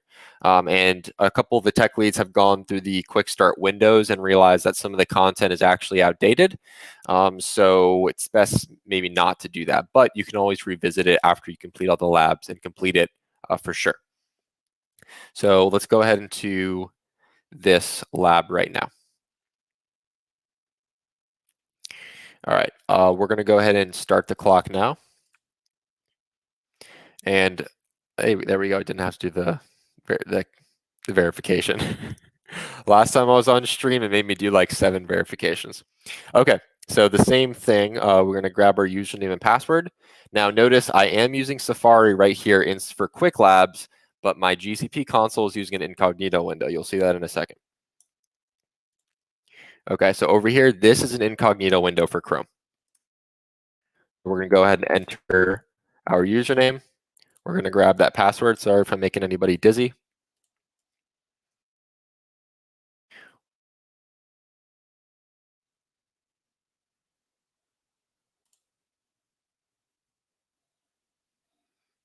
Perfecto.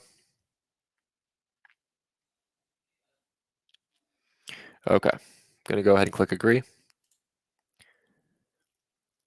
Okay, all right. Now, usually when you come into the console, you get kicked to the dashboard. When you log into the GCP console during this lab, you might get an error saying you do not have sufficient permissions to view this page, and there'll be a little red window right here. The best way to fix that is by selecting the correct project. So same thing in the last lab, select our project and select the one that says Qwiklabs. All right, perfect. And now we can see our dashboard as per usual. If you select your project and it still doesn't update, you should be able to just reload the page, or you can switch between another tab and then go back to the home page and you should see all of your information.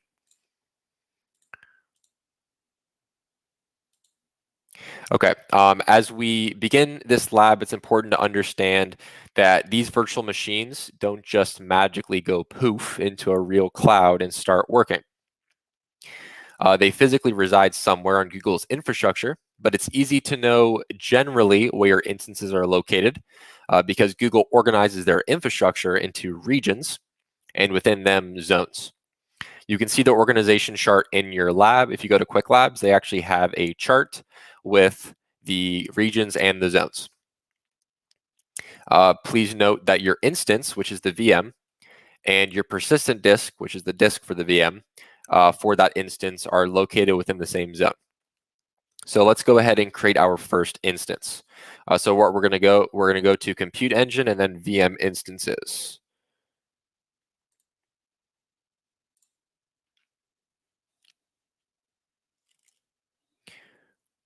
All right, notice since we're using a Qwiklabs account, and of course there's no instances running at the moment, we're going to go ahead and create one. Okay, so this is where you're going to copy your given parameters from Qwiklabs into the instance. So I actually don't have them memorized, but I'm going to go ahead and copy them and show you where you can find them. If you go to Qwiklabs and scroll down,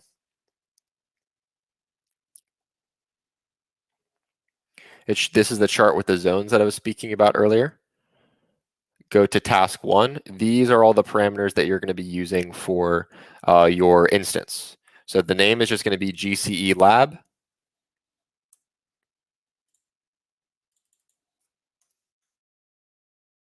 The region should already be correct, US-Central 1.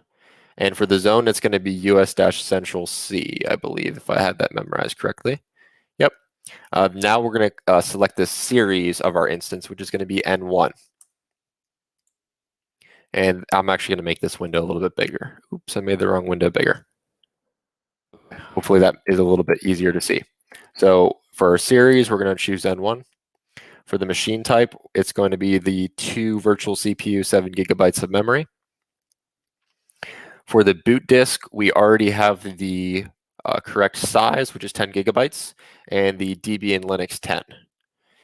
The last thing you'll have to do is allow HTTP traffic, and that will be for the next task in our lab. You're going to go ahead and click Create.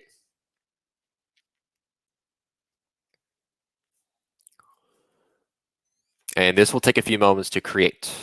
So it's going, it's doing its thing, and then it should pop up in our window.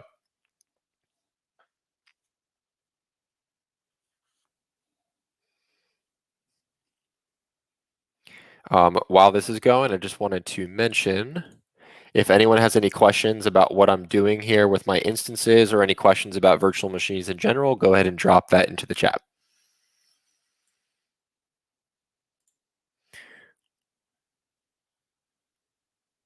And sometimes the instances just don't want to show up.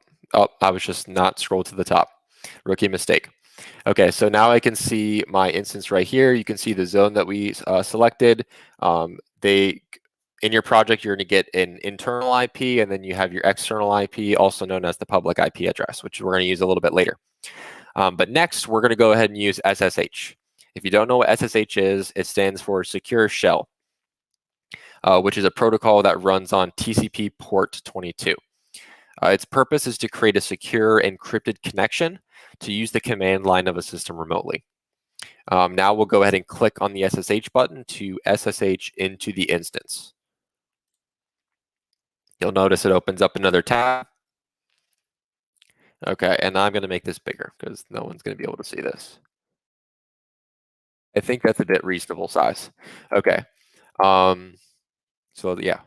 All right, so we click the SSH button, and clicking that SSH button, basically what it does is it tells Google to transfer our SSH key, which is similar to a username and password, but instead it's cryptographically secure.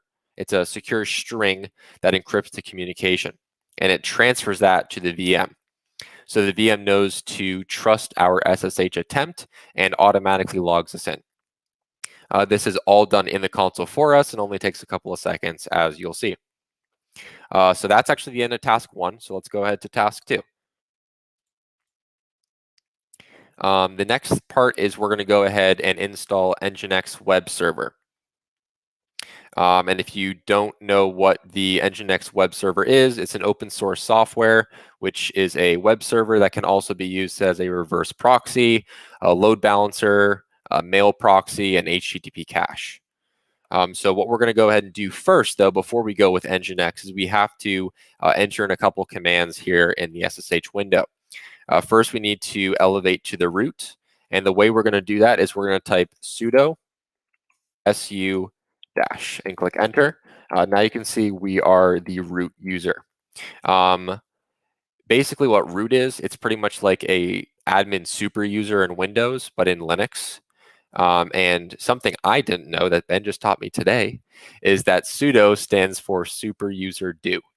So you can usually add sudo in front of a lot of different Linux commands if you're not already logged in as root to execute that command as root. So now we're going to go ahead and do an update. And the way we're going to do that is we're going to type apt get update and click enter. So apt is the advanced package tool, and apt-get is for installing, upgrading, and cleaning packages. You'll notice I just got a ton of output for the updated packages, and this is good. At any time, if you want to clear the past commands and output, type clear and then enter. So that's what I'm going to do right now. This is optional. You don't need to do this, but I like to keep my console clean, so let's do that now. All right, now you see that. Now everything cleared out, and I have a new line here. Now let's go ahead and install Nginx. And like I said, I already said that it's a free and open source software. The way we're going to go ahead and grab this is apt-get install Nginx-y.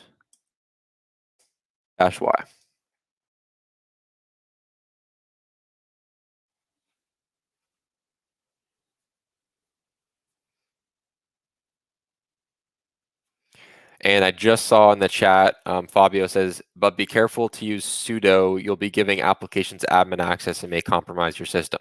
That's actually a really good point. I'm actually kind of surprised that for the lab, they have you just log into the root. Usually you can just use sudo in front of the commands that you want to run as admin. So normally in a Linux system, you won't just sign into root and do everything you want, because you can also do catastrophic damage to your OS. But I'm assuming that they wanted us to sign to the root user for simplicity purposes, instead of having to put sudo in front of every command. That's the only reason that I can personally think of. Now we need to confirm that Nginx is running. So the way we're going to do that is we're going to type the next command that is inside of Qwiklabs. Just know, by the way, I'm not just pulling all these commands like out of my brain. All these commands are in your Qwiklabs. If you look through it step by step, if I'm going too fast, you can always go back and look. So we're going to type ps AUWX / grep Nginx. All right, so now we get the expected output, which is good. That means it's running. So now that we know it's running, we are going to go ahead and check. Someone in the chat wanted you to repeat. I'm not sure which part to repeat. What was the command? What was the command line app dash?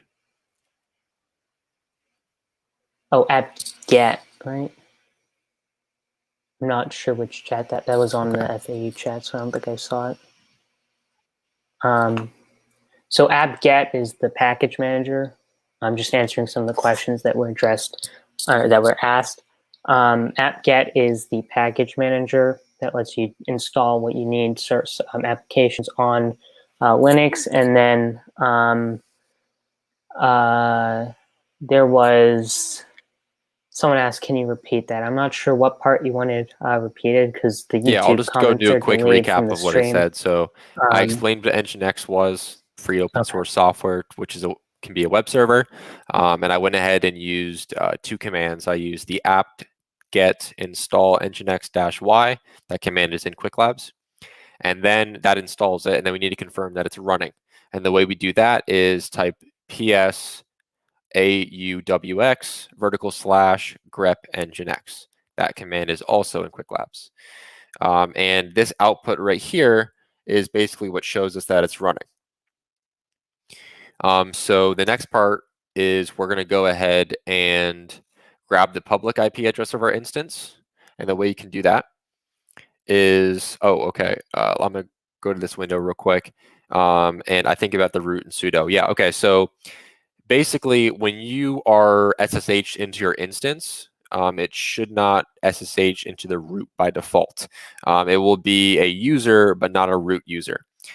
So basically what this means is there are some commands that a regular user can run, and then there are other commands where you have to have root permissions to run that command. And normally, you can type sudo, sudo, and then the command that you're trying to run in order to give root permissions to whatever you're trying to run. However, if you're signed into root, you don't need to type sudo in front of every command, because you're already signed into root. So anything you run will run. Anything you're trying to do will accomplish what you're trying to do. So I was just saying that it's not a great idea to be signed into root all the time, because if you don't know what you're doing with Linux, sometimes you can do some catastrophic damage to your operating system, whether that's a local OS or an OS running here on Google Cloud. So the next part is grabbing that public IP. You got two options. You can either click it, or you can copy it right here. You can copy it to your clipboard, but I'm just going to click it for simplicity purposes. And look at that. Welcome to Nginx. So we can see we get a message here from Nginx, and that is awesome. So that's actually task 2. We just completed task 2. So we're going to go ahead and do task 3, which is creating an instance with Qcloud. So let's go ahead and close our web server page and also our SSH page. You can close it, or I believe you can just type in, nope, I typed it wrong. Exit and click enter, and there you go. We're technically done being SSH, but I'm just going to close out the tab. So let's go ahead and make an instance with Qcloud. So we can actually stay in the same window. It doesn't really matter what window we're on. And we're going to open up the Cloud Shell. If you haven't used the Cloud Shell yet during this lab, or opened it, it might take a little while for it to provision. So give it a second while it does that. Okay, perfect. So we are going to go ahead and we already opened Cloud Shell. Here we are, and we're using the project that we should be. So let's go ahead and grab the command to create a new instance.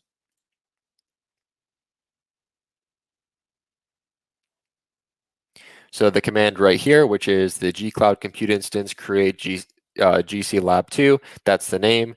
Then it specifies the machine type and the zone. So let's go ahead and copy it, but I can just copy it just like that. We're going to go ahead and copy that into the Cloud Shell. It'll ask you to authorize. We're going to authorize it.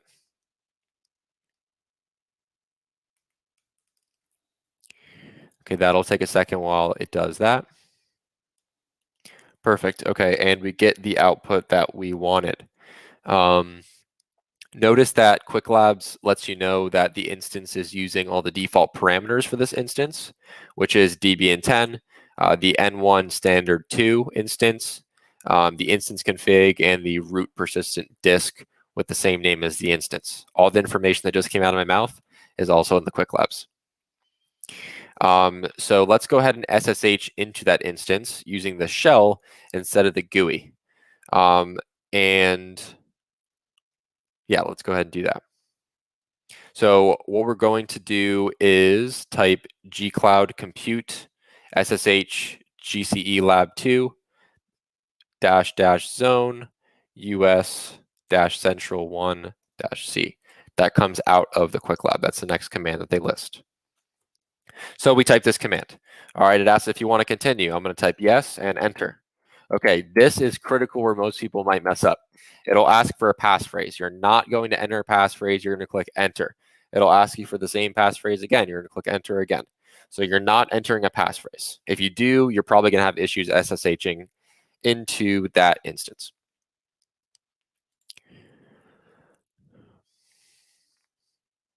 Did I copy from Qwiklabs? Yes, I actually have it written down in my notes, but I'll show you real quick. This was the command to create the instance right here. We got the output. And then this is an optional thing to see all the defaults. And then this is the command you're going to use to SSH into that instance we just created. And then it'll go through asking if you want to continue. I said yes. And then I clicked enter through the passphrase section. I'm going to go ahead and go back to the shell. And now we already are technically SSH'd into our instance right now. You can see because it says at GCE lab 2, and the name of our instance is GCE lab 2, which is pretty cool. And in Linux, this is just kind of an extra. You can type who am I, and you can see, again, an output of what user you're signed into. Okay, so let's see, what is next on the list? So we already SSH into our instance, right? And we can do the same things in the Cloud Shell as we can using the GUI and clicking the SSH button. It's the same thing. It's still SSH. You're still SSH into the terminal. You can do whatever you want. You can install web servers, host applications, run tools. The sky's the limit. So actually, we're done with lab 2 right now. It was not a very involved lab. There was only 3 steps, and it was pretty simple. Okay, let me check the chat real quick. Could not fetch, failed to find project. Okay, there's a couple reasons that might be happening. One, you might not be signed in with the credentials from this lab, okay? If you're still signed in using the credentials from lab 1, it's not going to work. That session already expired. You need to log out of that Cloud Shell. So notice, here, let me go back to Qwiklabs real quick. Also, make sure you're not using your own personal GCP account. You can only do this with the Qwiklabs account that they provide. Okay, you can see Safari is kind of like on some type of drugs right now on my computer. You can see with the left-hand side. That's why you use Chrome for this, because the Qwiklabs isn't optimized for Safari. I was just going to show you what my username was, but it doesn't even want to show anymore. Just like zoom in and zoom out. There we go. I found it. It's right here. So I was just trying to show you need to be logged in using these credentials from this lab. If you're still signed in to the same session from lab 1, all of those resources are technically have already been deleted and nothing will work. So that's one thing. The other thing is you might want to make sure that you're specifying what project you're creating the instance in. So notice earlier when I was here, I said gcloud compute instance create.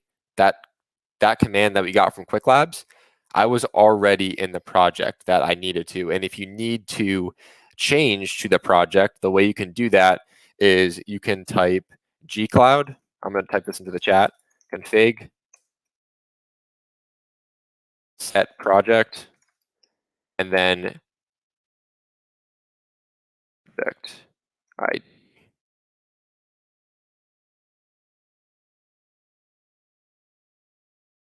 Just like that, but without the brackets. The brackets are just saying to put that there. So if you're in the Cloud Shell and you have not selected your project yet, then you can select your project using this method, the gcloud config set project, and then you can grab your project ID from Qwiklabs. And that's, sorry, that is this third field down here. You can copy it, and then you can paste that into the Cloud Shell. So after you have the project ID selected correctly, then you should be able to create your instance using the Cloud Shell. You can go ahead, Ben. What were you going to say? If you're still having some issues with accessing it, I'm actually going to hop into, this is the UCF one, so I'll hop into the UCF voice chat, and you can share your screen and we can try and figure out what's going on after the event ends. Yep. In a few minutes, I think, right? Yes. So we pretty much have already wrapped up Lab 2. We did everything we needed. The only thing I didn't do is I'm technically still connected to my instance using SSH. And the way we can disconnect is to click exit. So notice we exited. It says connection to, and then the public IP closed. And then now we're back in the regular Cloud Shell, and it shows which project that we're working with. So we're actually done, and I'm going to just go ahead and click End Lab here. Okay, so we're done with this lab. I did want to add a little bit of extra context before we finish up to Lab 2. So I wanted to note one other thing, and that is you're not just limited to Linux distros, or distros meaning distributions of Linux on Google Cloud. You can also deploy Windows Server, many other flavors of Linux, or a custom operating system that you can upload to Google Cloud yourself and run it on an instance. For Kali Linux lovers like myself and cybersecurity people out there, yes, Kali can run on Google Cloud by uploading your own virtual disk. It's a pain in the ass, but it can be done. I'm talking about for Kali, not in general. Kali is a bit tough to get to run on GCP, but it can be done. It's possible. And better yet, if you're terrified of the command line, you don't have to use it for everything. You can actually use remote desktop and RDP to your Windows server, for example, or to your Ubuntu instance and utilize the desktop environment if you desire. When you do this, it truly does feel like a local VM, but powered by the most superior infrastructure on the planet. It's wicked, it's epic, and it's mind-blowingly easy. For businesses, moving to the cloud offers high availability, flexibility, and simplicity to power their products with near zero downtime.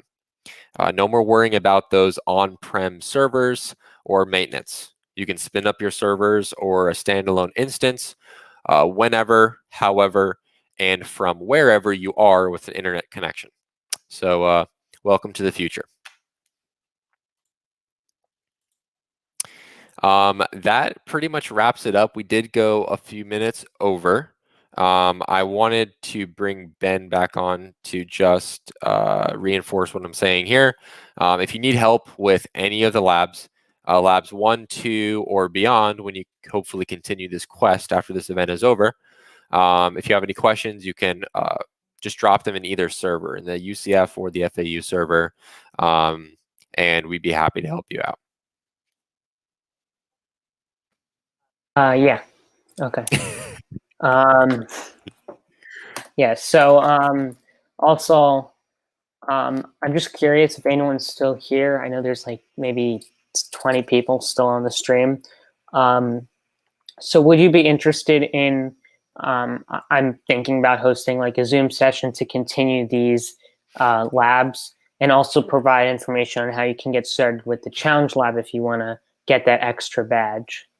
So let me know if you would like to do an additional sessions to cover the remaining topics, or if you have any questions. So yeah. You can also make sure you join the DSC and the FAU and UCF DSC servers to stay updated on the events that we host. I wanted to add 2 more things. One, I did mention when I was starting Lab 2 that there is that Quick Start Windows server lab.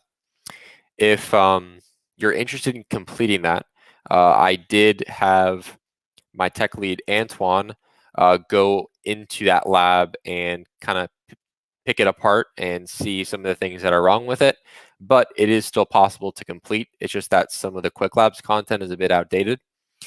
So after the event is over, we're going to go ahead and compile a list of things that he ran into along the way that you can hopefully read through those and go through that lab a little bit more smoothly and complete that if you so desire. But it gives you the option. It says this or this lab. You don't have to complete both. You can do the one I just did, and then you can move on to lab 3, and you can keep going. It's really up to you. The second thing I want to mention is, like this says, try to complete any labs you didn't finish today. I know we really tried to go in depth because we didn't just want to throw Qwiklabs at you and expect you to understand it, because no one really likes reading it and figuring it out themselves. So we wanted to add that context.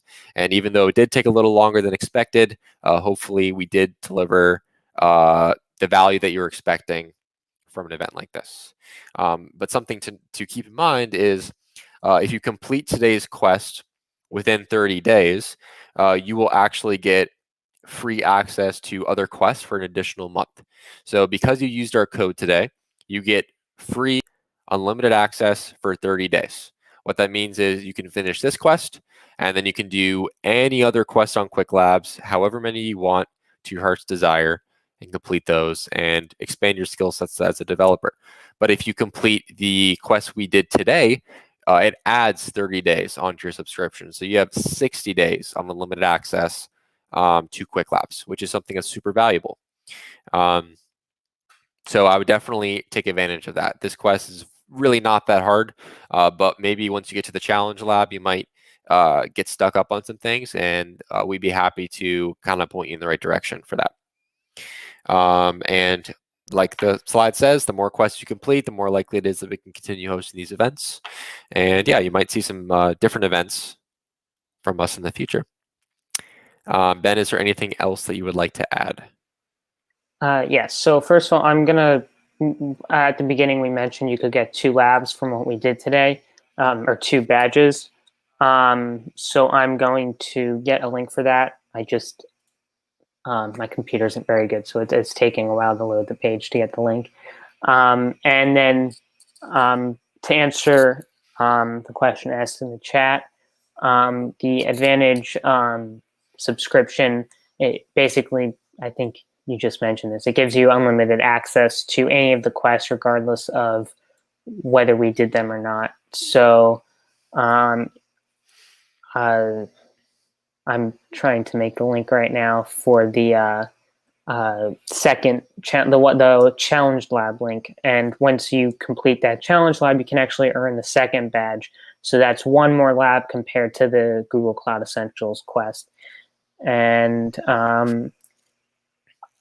our tech leads, so I'll be in the Discord, and as will the tech leads from both the FAU and UCF Developer Student Clubs will be in the Discord for our servers. So if you have any questions now, later, next month, just ask away. We're all eager to help. So yeah. Okay. Just Awesome. getting that link. Perfect.